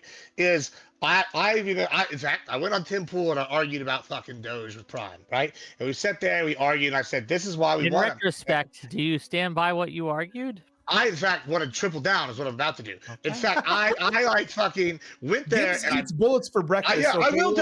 I think Doge has still been going and doing shit. I don't know why it keeps doing it yet. It's learned the wrong things. I sat there and defended it, and I pointed specifically to a case here in San Antonio of a center where they were just like, there's no reason they go, we have to keep these people on staff and they can't work anywhere else. They're paying some of these doctors $200K a year to literally. To do nothing. And I was like, this is fraud. But people are like, no, it's legal, yada yada. And so I take a little bit of an issue when y'all go, oh yeah, et cetera, et cetera. It's a feature, not a thing. I'm like, no. This is why Doge was created, was to go in there and find all this shit. And then now that we're finding more and more across the nation, now it's like, well. Didn't it fail though? The guy that came in and was a distraction from Epstein, or the media's not talking about this, or look who's finding this, Nick Shirley. I'm like, I don't really care who finds it. Hold on, even if how much fraud did Doge find? Yeah, even if you agree with Doge, in its conceptual, I think you have to acknowledge that Doge failed in its mission, correct? Absolutely. I don't know. I've met some people that got hired. But they only found 5% of the fraud they claimed that they were going to find, which is how much money? They weren't looking specifically for fraud. They were looking for fraud, overspending, and the point with Doge, they find fraud. Doge had no ability to prosecute fraud. It just gets turned over to the DOD. They were looking for DOJ to find it. No, this is the same But they problem I have with didn't find it. Republicans. I mean, When that's y'all, it's hold on. There's a absolutely group. patently false to say they did not find it. But hold on, there's a group of Republicans that do the same thing with immigration, right? They go, Trump's lower numbers are lower than Obama. Trump's lower numbers are lower than Biden. And I go, well, that may or may not be true, but he built the wall. Now we have nobody coming in. That's So not even what if his I'm numbers, saying. so even if his numbers are lower, he's still working on the problem. Same thing with Doge. They might have promised, billions and billions and billions and trillions, right? But then Yeah. they're here finding something, and they're working on it. Like, and then they're fighting tooth and nail. People aren't. You can't disagree with the fact people are like fighting them at every turn. I remember Let me at ask one you point this. somebody locked themselves in there and Of burned course the they are. records. Let me Right, ask you like, this, Grid. Let me ask you this, Gibbs. Sorry, my bad. To me, here's my issue with what you're saying. Like, I don't necessarily disagree with you that there's a principal difference between somebody scamming, saying I'm running a daycare center with 85 kids in it, and there's like 12 kids in it, right? And like some of those kids are like being given cash just to say that their kids are there or some shit, right? I understand that that's different than other things. that But happening? what I'm saying There is kids that are being given money to Not the say kids, that the they're- parents. or He's the parents saying- give them money to say that these are our kids. I don't and know. we're taking- I don't know to what scale it's happening, but it's certainly happening, right? Like, is it 20 kids? Is it 100 kids? Is it 10,000 kids?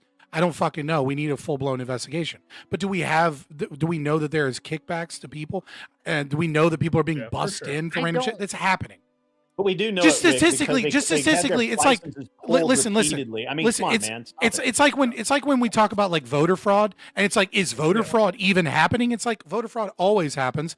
The question is whether or not it's statistically significant to swing an election, right? Like, this is obviously going to happen when there are trillions of dollars almost in welfare programs that some people are going to do those processes. To what degree is it statistically significant? That's a question for the investigation. But here's my question to you, Gibbs. Is what is the difference to you, the taxpayer, the person trying to buy your become a first-time home buyer, the person that's middle class, struggling and thinking, can we, like, groceries are getting expensive, rent is going up, I don't have the money this year to be able to start a family. Can we family plan another year or two later, right? What's the difference to that person between a Somalian or a white person, whatever? In Minnesota, it just happens to be like fucking 80-90% Somalians, right? That's not who's doing it in fucking California, and there's plenty of white people doing it all over the country too. Some Somalians somewhere scamming the government and getting a bunch of tax money for a daycare center with no kids in it, versus a government program for housing that a former like fucking congressman that like stepped out of the race gets millions and millions of dollars and only builds 80 houses. Like, what's the principal difference there? I'll tell you the right? difference. Like, it's This is both actually fraud easy to one. me and to my No, paycheck. This is easy, actually. It's very easy, and I feel like Ali's kind of alluded to this before as well. Like, I think y'all are missing the bigger picture. I know it's easy for us to be like, oh, well, one's American, one's Somali. It's not even that. It's that I think one group of people, when they're sitting here, the constituents that are wanting more of this investigations, they're going, okay, we have been bitching about this for both groups for fucking ever. And now they have evidence of, oh, hey, this group's doing it. Let's start there. And then once we start peeling back the onion, let's see what else is underneath this nasty bullshit. And then we can go after all of it. And like, so when you're going, what's the fundamental difference? You're actually working against your own cause if you're a libertarian. Because, I'm not a libertarian. I like us to spend some tax dollars. I like to whoop ass, But if you're a libertarian, you want all this gone, you should be happy they're starting somewhere, especially with incrementalists, because at least they're looking. Because, if you We're already find it there. in one area, you We're already probably there. find it The attention is on. all- The attention is on it, and my intention is to showcase that the government cannot solve problems. They cannot solve the economic calculation problem, and that whenever they attempt to do these things, it always leads towards less economic prosperity for all Americans. That is why I am concerned. Like, you think I give a fuck about good government as an ANCAP? I don't. Right? Like, the attention's there, and I'm going to fucking use the time that the attention is there to showcase that this is how the whole fucking system works, and that it's not just some Somalians in Minnesota. I think Fabian's point is that this is a distraction, right? It's going to be the Republicans are distracting for the Democrats, covering up for the Democrats, right? It gives I think it's Fabian's the point opposite that of a it's the entire distraction. government. It's the I entire think government what- that's working. Yeah, I But think also what Fabian's Gibbs- I'm not actually saying it's a distraction per se. Yeah, but I think what he's actually saying is that right now the attention is focused. I'm trying to on peel back something the that next is layer of the onion. a problem We were focused on it. It is a problem. We know that this problem is occurring. There's evidence of this problem occurring. Now, we don't know who does it. We don't have evidence to put people in jail. Maybe we decide we don't need to put people in jail. We can just cut off the funding, or get those people primaried out in the next whatever. I don't honestly don't give a fuck. But we've uncovered this fraud, this pattern of fraud, and it's the thing about this specific fraud that matters to me is that, yes, absolutely, I want anyone involved with it to be prosecuted. But even if that doesn't happen, the scale of it is significant enough that maybe this time next year people will still remember it. When they're in the voting booth, and some politician goes on the campaign trail, like Zoran Mamdani, for example, and says we're going to get free childcare for New York City. That is a part of my that is part of my platform, which it was, right? It is my job to go, hey man, that's how this shit works. You're going to get fucked out of your wealth and prosperity if you vote for people that want to put in a bunch of programs like this. That it's less of that money than you think is actually going to go to kids. It's going to go to big business and to fraudsters. If I may just real quick, like, I understand that there is never going to be a system that is free entirely and has 0% fraud, waste, and abuse. However, I think that we can limit it as much as we can and still have a lot of these programs to help people in their times of need.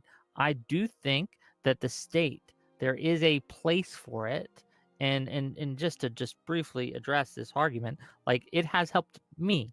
It has helped my family. It has helped my friends. Is it perfect? By no means, right? Does it not need ever to be adjusted? By no means. But there is absolutely a place for us to have social programs that help our communities. These are not necessarily a bad thing. And I reject the premise that it is built by design with the intent to shrink the middle class and make us all poor and stupid or anything like that. Scott doesn't think you reject the idea, right? I specifically stated earlier that there isn't some hooked-nosed person rubbing their hands together that is planning that. What I'm saying is the thing is what it does, and that's what the incentive structure we know what creates, right? Right, like the Democrats more so than the Republicans, but that doesn't mean the Republicans are free of this. Are invested in a system that denigrates the white middle class in favor of the poor.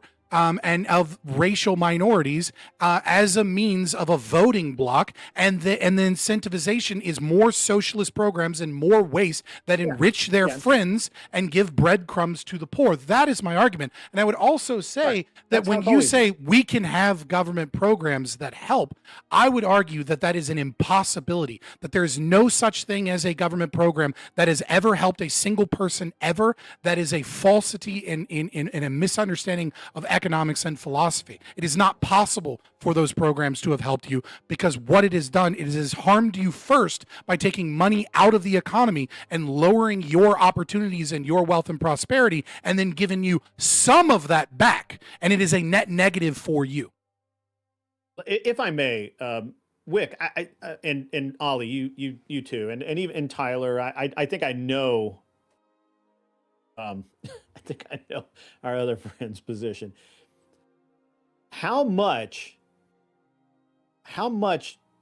fraud, waste, and abuse are you willing to tolerate right now? Do you believe the estimates that it's about 250 million or over or whatever it is? That's just California. That's just California. Okay. I heard that it might be over $1 billion. I just don't know that I believe that figure. How much is an acceptable amount so that you can keep the social programs in place? Zero. You want an actual number? Zero is correct. Is the correct answer is zero. That's the best. Anytime it exists, we need to be strongly policing it and setting examples so it doesn't happen again. These safety nets are imperative, and the people want them. We need to make them work by weeding out fraud and being tough on it every single time, regardless of partisanship. What percentage of the billions or trillions that we spend on welfare that end up in the hands of large corporations are you willing to accept? And How much NGOs. is- Are these people allow corporations from doing a voters, good really. job? That's like whether or not the Yeah, there's corporations are multiple getting reasons money for that. isn't my issue. It's are they using that money to improve the lives of the community, and to what rate No. are they doing that? And we have to look That's at my this on a question. case-by-case basis. That's literally my question. It's like, Yeah, what you're taking percentage 10% off the of top? Again, I am 10% off What's your very number? happy I think you're with the good. welfare Is it 10% program for the big guy? Because I I've heard that participated somewhere. in when I was younger, when I needed it. I am happy that existed. I am satisfied with how it worked. It wasn't perfect. You have It was a Stockholm little syndrome, bro. annoying They at stole that times, money from going you through the and hoops, then but gave at it the back end to of you. the day, That's what I happened. found was that annoying, evil. but it helped me wick. out, and it gave It's me like- money at a time where I didn't have You money. got That paid was very less helpful. money because of that program. No, So that's grid not true. realist- I would have yeah, spent That's that money that is on other factually things, true. video games and all sorts of Yeah, things. you would have That's spent that money not, on things that right? you wanted, But correct? it's good to And then have you a would have safety stimulated the net economy. so that when you do get into an unforeseen circumstance and you're too young to have much saved up, that you're able to bail yourself out. That's You're a too good young idea. to have money Hold saved on, up hold on. No, that's because not they're the point. stealing The world half is of a your better money. place. America That's a great specifically is a point, better Rick. place I now like your than it was point. before we had these It's called a systems. We are savings wealthier, account. we are healthier, we live longer, we have more wealth. It's just on every metric possible. Yeah, the Hold on, Industrial wait, Revolution Better world occurred. What the than fuck we are you did talking about? before the welfare state came. Refrigerators have become ubiquitous. That doesn't mean that the fucking government welfare programs work. Every time I I'm say just WIC, I saying, it think of hasn't women, hurt us. infants, and children as the giveaway program. Hey, WIC, let me ask you something. Should there be an age limit then? You just said for the young, it helped you out. Should there be an age limit? I don't think that age would be the factor that I go. Do I think that there should be some restrictions on who can receive welfare? Sure, right? Okay. You can, depending on what program we're talking about, we can talk about like what those restrictions might look to be. But I think that it's very possible about a for time someone limit? in a situation that's like 60 to lose their job and There- suddenly you do have a have time limit. You do have a not time limit enough with- and through unforeseen factors.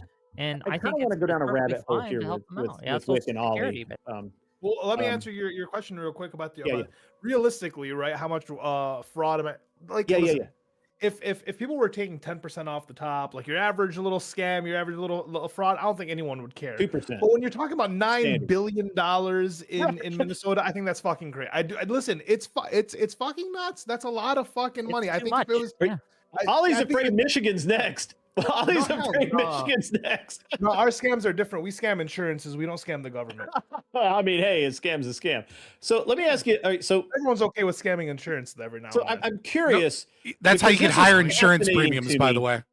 If you're Should scamming. there be a time limit on how long you can be on welfare or any of these other programs? Because we know, unemployment- because we know Unemployment, there's yes. dozens of stories, hundreds of examples of people who are professional welfare recipients. Well, hold on. When I was on unemployment, there was absolutely a time limit. I There's a only time had limit. a certain amount of time. I don't Okay. remember off the top Well, you of my said head. welfare. They made it very clear to me that I would not continue to receive these benefits after a certain amount Okay. of time. It's how much money you paid But you in. said welfare. So these restrictions exist. Yeah, so for welfare, man, I think the issue is that you are just kind of giving money out directly to people. I don't like the idea of giving people a card with money.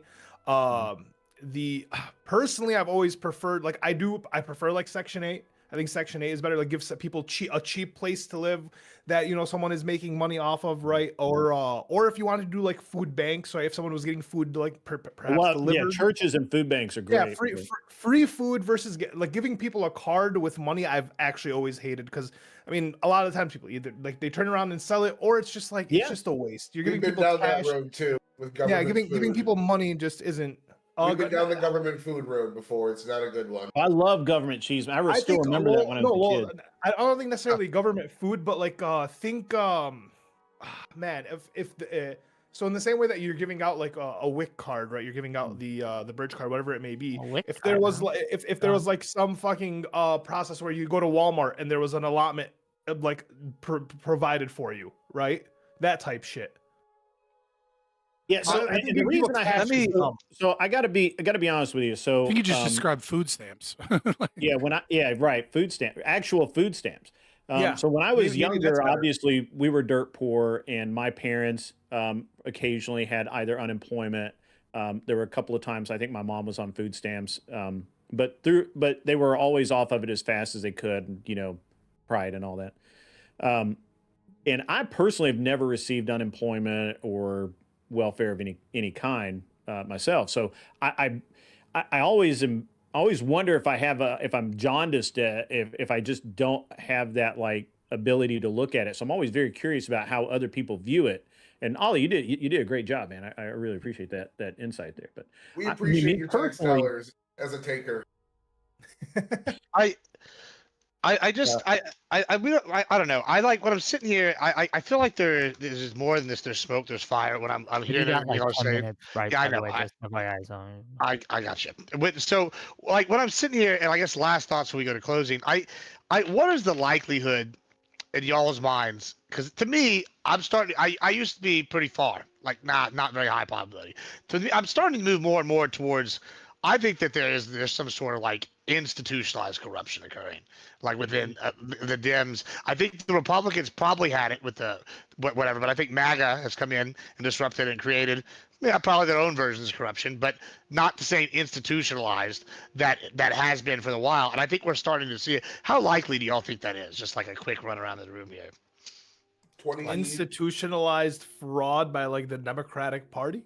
Yeah, Yeah, like the whole NGO system going on. They're shipping it. They're like bringing people in to vote, and they're giving them a welfare trap, and then they're doing the fraud. And the fraud's like going back to because I mean, like, listen, I know y'all are gonna laugh at me, but like Tucker Carlson's about as big as you get. He proposed this exact same thing to Piers Morgan the other day. So like, sure, I'll ask you. I'll just ask you, and my answer is in the question.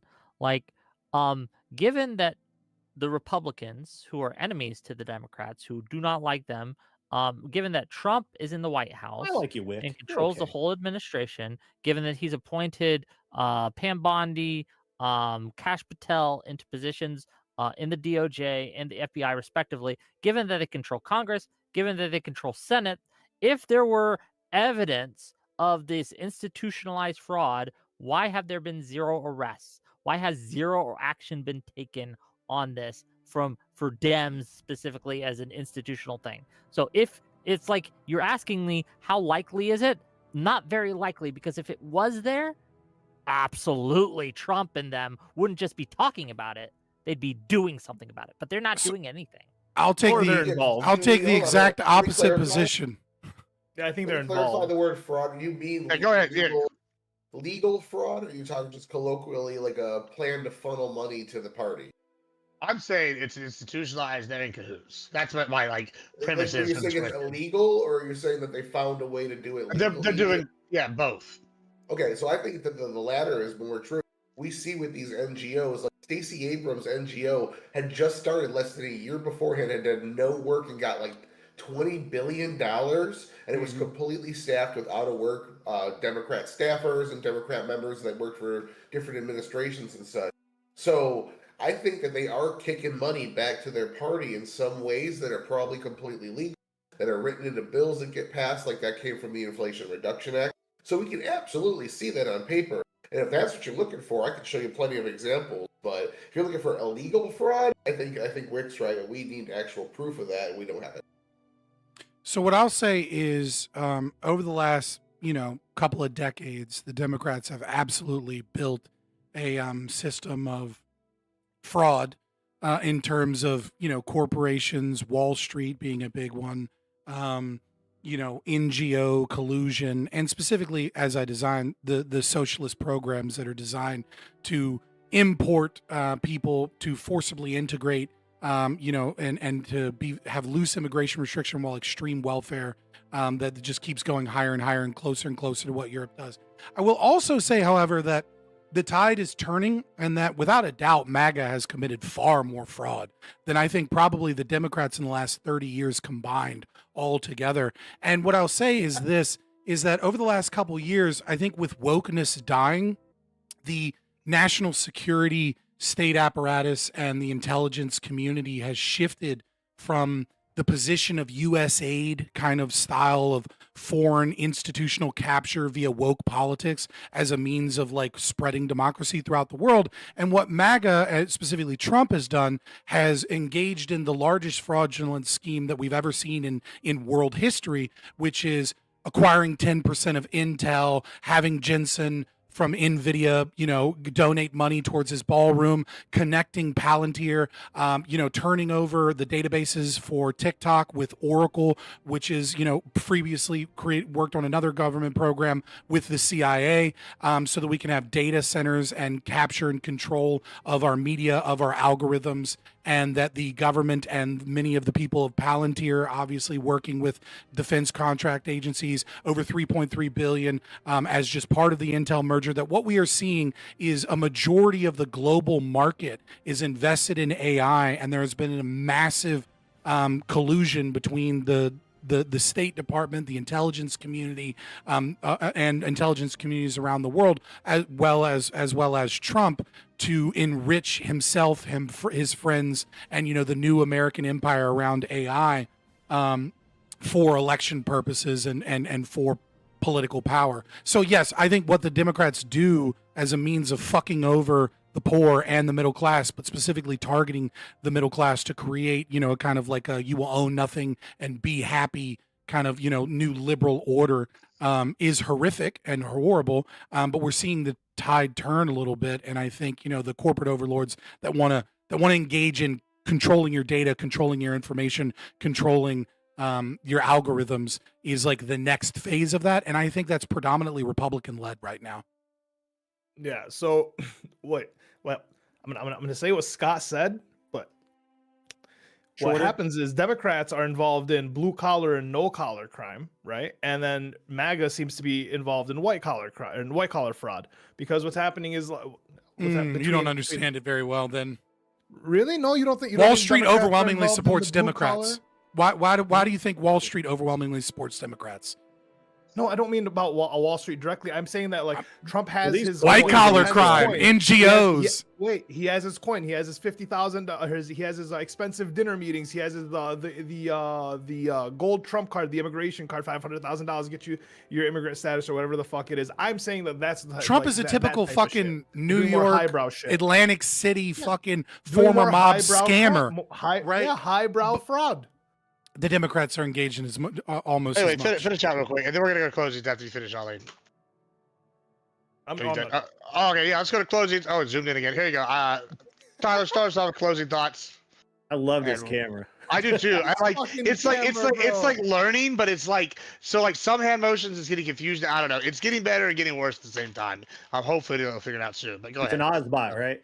Yeah, it's no, it's something else. What is it? I'll tell you in a little bit. Go ahead. Yeah, I gotta go take things out here in a second.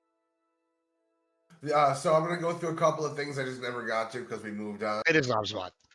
So what we kind of heard is a rebuke of our current immigration system and our social programs, and we got a long story from California that cost a guy a ton of money. And absolutely, you could cite some pretty bad examples if you're going to cherry pick the bad examples. But for every California high-speed rail system that takes 20 years and billions of dollars that never gets fully built, you can go to Florida and look and see that one get built in 6 years with significantly less money spent. It's just sometimes when you have democracy, you get inefficient people that come in and over-regulate for the climate. That's where a lot of these things actually come from. It's not that the government's bad. It's that the people in that state wanted this specific regulation because they care more about the environment than their pocketbook, which is the voters' prerogative to make. It's not all about just the GDP and money.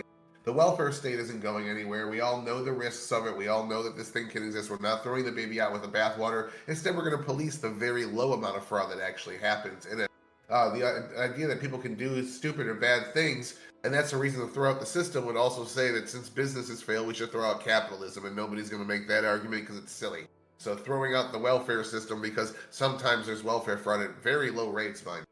Now, something that I want to go back to the immigration part too, because something like 80% of visa workers come to the United States, they work, and then they leave. They don't stay here, they don't start a family, they usually send money back home to their family so they can get ahead there and then go back to their country when they're done. We need people to stay here. We need that perpetual growth. The reason why is because the boomers are now aging up to the generation where we need the government systems to take care of them. As Wick was saying, most of our money goes to these top generations. In order to get that perpetual growth with the birth rates we have to import people.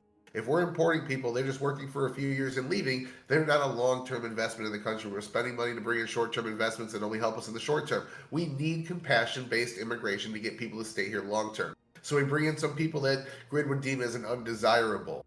Sure, their IQ is low. Sure, they're a little bit more prone to criminality. Sometimes they eat people's faces. It happens, you know. As the Statue of Liberty said, bring us your poor, bring us your tired, bring us your sick, bring us your inbred. And after one generation, they turn around and they become fantastic citizens of society. They go to college at higher rates. They usually make more money than average U.S. citizens. So long term, they stay here. We build our safety net even bigger because we have more people coming here to contribute. David. Yeah, I think this issue of ought we prosecute the Democrats? You know, if we find smoking guns, obviously, like I'm not going to cry about, you know, one criminal gang, which is the Trump administration going after another criminal gang, which are Democratic politicians. I think it's important that we look at this and we, you know, that this blows things out of the water. And I do look at this very similar to the way that I look at Doge, right? Which is that Doge is largely a failure in terms of finding the amount of money and waste that they said they were going to find. But I think that it helped wake up a lot of Americans to just how stupid our government is. You know, people have a hard time with this potential paradox, which is that the government is maximally inefficient at everything that it does. It's full of fraud, waste, and abuse. It's the dumbest shit that any normal person would be like, well, I'd fix that if I was a manager. And at the same time, they have so much power. And that comes from the power to tax, because you can be as inefficient as you want if you can just take more money to solve the problem. And that's what we're seeing, you know, the collapse of the middle class in America because of welfare systems that have gone up over 700% in terms of funding in the last decade. We are watching, you know, our deficit balloon, and a large portion of that, most of that, is due to Social Security. The solvency of the dollar is going to eventually break, and our credit system, you know, as our ability to sell bonds to other nations is eventually going to break. And what we're seeing is we have to constantly be involved in wars to try and maintain tying our inflation, the US dollar, to oil trading and OPEC, right? Why the fuck do you think we invaded Venezuela? Because the American economy collapses if we don't keep invading Middle Eastern countries and invading countries like Venezuela, if we don't fight BRICS so that we have a means of making sure that the entire world has the same inflation rates that we have so that we can prop up this horrific economy. And that's why it's important when we see all of this fraud, waste, and abuse in these systems that we understand that it is a feature, that this is how the wealthy elite and the politicians enrich themselves and enrich their friends at your expense. At the normal person that goes, I've never been on welfare in my entire life, but I'm hearing that these people are getting millions. Like, what the fuck is this? You know, I put forward, as much as I'm a libertarian and I hate the government and I hate the state and I hate welfare, man, we could give every poor person in America, every poor household in America, $35,000. $35,000. Just straight up give them a check. Get rid of all these programs. $35,000 a year on top of whatever bullshit McDonald's job they have, and they would be fine. They would be thriving. They would be okay. And we would save $700 billion. We would save fucking more money than we've ever paid to Israel since it's been a nation multiple times over a year. If we just gave out checks instead of enriching corporations and the corporate elite and politicians and scammers. That is why the government programs do not solve problems. And that is why we should look at these situations of fraud and realize that it's not necessarily, it doesn't need to be corruption for votes, but, you know, against whatever laws are made, but instead that's how the laws are made. They are designed to create a massive welfare state that incentivizes the poor people from other countries with fucked up values and low IQs and high rates of fucking being inbred, that send a bunch of money back home to Somalia, that supports terrorism and causes more wars. And don't worry, if they cause a fucking problem somewhere, the American military can step in and have another fucking war in the Middle East, because it's not like we've stopped in the last 20 years at doing those. And recognize that that is how the system is designed. It is designed as a eugenics program to outbreed high IQ and middle IQ people that are competitive and conscientious, and keep them from building families and keep them from being able to succeed, and to create a permanent underclass in this country that fights for breadcrumbs. We need to abolish welfare. You'll never solve this problem by prosecuting fraud, because the system is fraud. All right, thank you so much, Grid. Oh, okay. I'd made an assumption that you were going to let Wick or Ollie go before me, but that's okay. Yeah, look. So, Tyler, your closing sucked, man. I got to be honest. While I enjoy listening to Tyler, the points. Look, he's wrong about the percentages. He's wrong about so much, but I'm just gonna point to what the on-topic stuff is. First, there is fraud. We know there's fraud. I heard $1 billion. Ollie said way more, so maybe he's more up to date on the numbers than I am. But even if it's even if it's only $9 billion in fraud since whenever they started, that's too damn much. You know, it's too damn much. What has actually happened is not a eugenics program per se, as my friend Scott pointed out. But what has happened is portions of our government and private industry together have built a machine, a very efficient machine, an industry that steals money from taxpayers on an ever increasing and amazing level. There is no other word for it. It is theft. Nobody actually gets any benefit from that.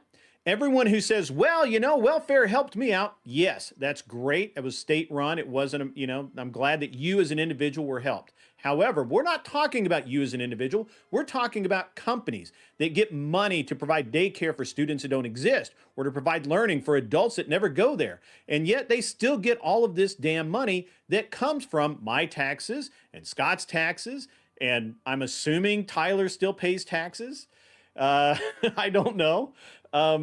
Leaving out Ali, you fucking racist. Well, I have to leave out Ali because he's from Michigan. I avoid as much as I can. Yeah. Yeah, I'm not even sure Ali admits to being employed, okay? So, I mean, I'm just saying. It's a machine, and it's wrong. And I don't care whether it's the Republicans or the Democrats, but I think it's pretty clear in the two states that have been affected the most so far that a lot of it is done with members of the Democrat administration's knowledge. Now, whether or not they were complicit, I don't know. That's for a court to decide. Whether or not they're guilty of an actual crime, not my decision, pal. That's for a court to decide. And if they're acquitted, oh, you know, great, wonderful. But that doesn't change the fact that we know this is happening, we know where it's happening, and we know who's involved. We just don't know how much. Beyond that, I think we've had a lot of like around the poll discussion tonight that really doesn't matter. But it was interesting, and I had a good time. So yeah, that's where I'm at. Thank you so much, Ollie. Yeah.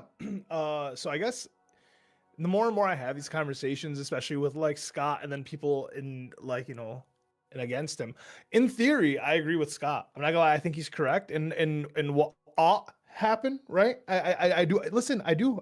But in practice, I kind of align more with Wick, right? I do like my social policies. We do live here. In reality, I'm okay with a little bit of fraud, a little bit of scamming, 10% off the top, keep it clean, keep it light, keep it simple, right? But we do seem to be living in a world where it seems to be increasingly more government against the people. And if that's going to be the case, right, I'm going to start looking into how many daycares I can open up, because apparently it costs fucking nothing. All I have to do is rent a little studio somewhere. This is quick, and you don't get in that much trouble if you get caught. So you just close down. Just saying, recommendations. Thanks for having me on, Gibbs. I really appreciate it. Fellas, it was a pleasure arguing with you tonight. Thank you so much. And Wick. Okay, wow. We had a lot of words said, a lot of arguments made. Here's the long and short of it, and I'll do my best to be as concise as I possibly can. I do believe that there was and is fraud in Minnesota that is being conducted. I think that the evidence that I have seen suggests that more often than not, when fraud is found, it is investigated, prosecuted, and stopped. At least that was the case under the Biden's Department of Justice, and we know that they did. One of the problems I have with this conversation is so many people are living in the vagaries. They're living in this vague innuendo. I've asked several times during this panel, can you show me, right, the implication that the Democrats have this industrial scale fraud that they knowingly have set up to milk the taxpayer and to get these kickbacks?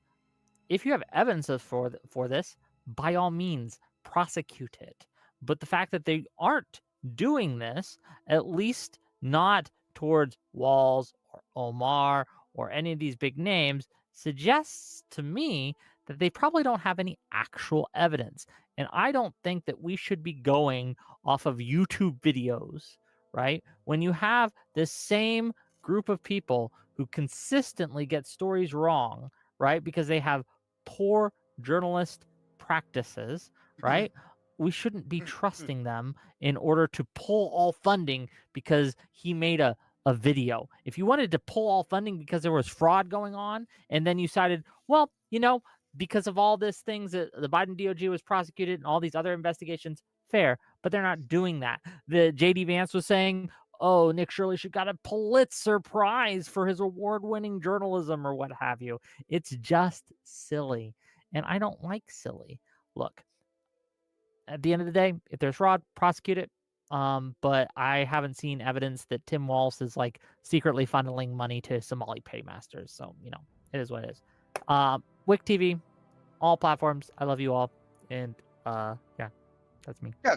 Thanks so much for being here. Tomorrow, 7:30, Golden Dome, Golden Fleet. We're going to be arguing about that. Pink Bill Burns will be here. And Friday, we'll be on Wicks at 5. Should be wild. We're going to be talking about Wick. Well, just to be clear, yeah, I'll tell you guys what's going on with that. Because a couple of people here are going to be on that, and it's at 6 Eastern. Just so my viewers aren't confused. 5 p.m. Eastern. my time. Yeah. Eastern is the only time that matters in America. The majority of the U.S. population is on the East Central Coast. time. Our capital is on the East Coast. The New York Stock Exchange is on the East Coast. Fuck off. Eastern. Central, right there in your name. 6 Eastern. We're having a Destiny versus Dev. A Destiny and Dev versus the World panel, specifically on January 6th. You still work with that creep? Which one, Dev or Destiny? Destiny. I just like. Yeah, you of still... course. Oh man, that's so pathetic. I will work with anyone, right? But regardless. Anyway, let him finish. Regardless, okay. Oh, it's just sick. It's gross. On January 6th, the White House put out what some might call fraudulent version of events of what happened on January 6th, including accusing Democrats of being the real insurrectionists. Dev and Destiny had a problem with that and invited all comers to come in and challenge them. And I've invited some of these people, lovely people, to come in and do that. And if you have a problem with it, we are going to at some point open up call-ins during that show, so feel free to get in line. But yeah, that's the. How long do you anticipate that being, Wick? Good question. Depends how much energy you guys bring to it. So. And on that note, we're going to go raid someone I'm going to see in 2 weeks for IRL content. We're going to raid Scott. So y'all be good. Thank y'all so much for being here. It was good times, as always. And all the debaters. debaters. Y'all be safe. Bye. See you guys. Have a good night, fellas. Give me a second, guys. Yeah, all right, y'all be Peace. good. I'm gonna go get.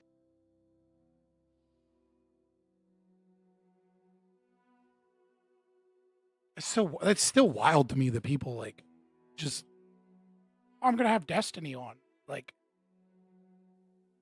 the dude is such a fucking gross joke now. It's ugh. I mean, I guess if it brings in views, some people are willing to do it. But I'm just like, yeah, I'm not. Just like as a dad with a daughter, like the amount of like gross shit that dude is into, and the amount of times he's lied and predatory things he's done. I'm just like, yeah, I don't want to be near him. It's like if you have a problem with it, call in. No, I'm not. You know what I mean? Like it's almost like he was like, you want to call in and make some drama? Like, nah, I'm good. Like, ew. Destiny has a daughter too. No, I'm saying I have a daughter. Destiny has a son. Maybe he has a daughter. I don't know. No, I'm saying I have a daughter. As a dad with a daughter, me. Like, knowing that this dude is like, trying to find fucking, certain hashtags to find underage, teen girls to fucking fly out and fuck is like, ugh. Ugh. And just on top of that, he just like, dude's always on a fucking Adderall binge and is just like saying wild shit for the drama. I just think the whole political space would be a lot better if we just ignored him. Who knows what Rome is? Rome is the mob. True. You're not wrong. You're not wrong, brother. All right, boys. I will be back tomorrow. I don't know what time. Let me check. Probably another late night stream. I gotta do more research on this guy. It's like some guy that does like veterans stories and stuff. He wanted to talk about. Seemed kind of fun. Seemed like a change of pace in the content. So that'll be 8:30 Eastern. Should be fun. Can we drop Destiny and Fuentes in a cage, see what they do? Will be WrestleMania or OnlyFans. Ugh, I don't even want that mental image. He thinks Dave Smith is pro-invasion? Yeah. We read the first sentence of the tweet, and the tweet is explicitly anti-invasion. But like that's the kind of shit Adderall addicts do and cokeheads do, right? Because they see a tweet and then they're in the zone and then they spew out their shit and then they're like, yeah, I'm fucking badass. Move on to the next thing. But like they can't read a whole tweet or anything because they're zooming too much, right? It's just like it's the type of shit drug addicts do. Because Destiny is so obviously a drug addict. Like the dude can't stop chewing his own mouth. Like he's got coke mouth. Yeah, I don't care about whether or not Destiny sucks some dude's dick. Like if you want to do that and be gross, like do that, be gross. It is what it is. It's not my thing. But I just like there's no reason to take him seriously. Like he's always like running, like he's always running at 100%. And fucking being crazy and being disingenuous and playing clout games and shit. Like, I don't want to be associated with him. Like, I'll debate anybody, you know what I mean? But I just don't want to be a part of that. And it's weird to me that other people want to be a part of it. I mean, I guess if you're like, I don't know. I feel like I've built a good audience here of people that actually care about what it is that we're fighting for, right? So maybe if it was like, I kind of understand if you don't care. If like you're just doing political drama or like, the politics of the day and you're a pragmatist, I kind of get, you know what I mean? Just running the circus or whatever. But like, and maybe that's the problem is that I actually believe in the message. So like, I care about that. And I have a good audience that cares about that. And I don't want an audience of a bunch of drama farmer people that are like gonna come in and be like, when are you doing this? Oh, talk shit on this, I mean, I guess I'm kind of engaging in it now, but you guys were talking about it. What is Jebtan?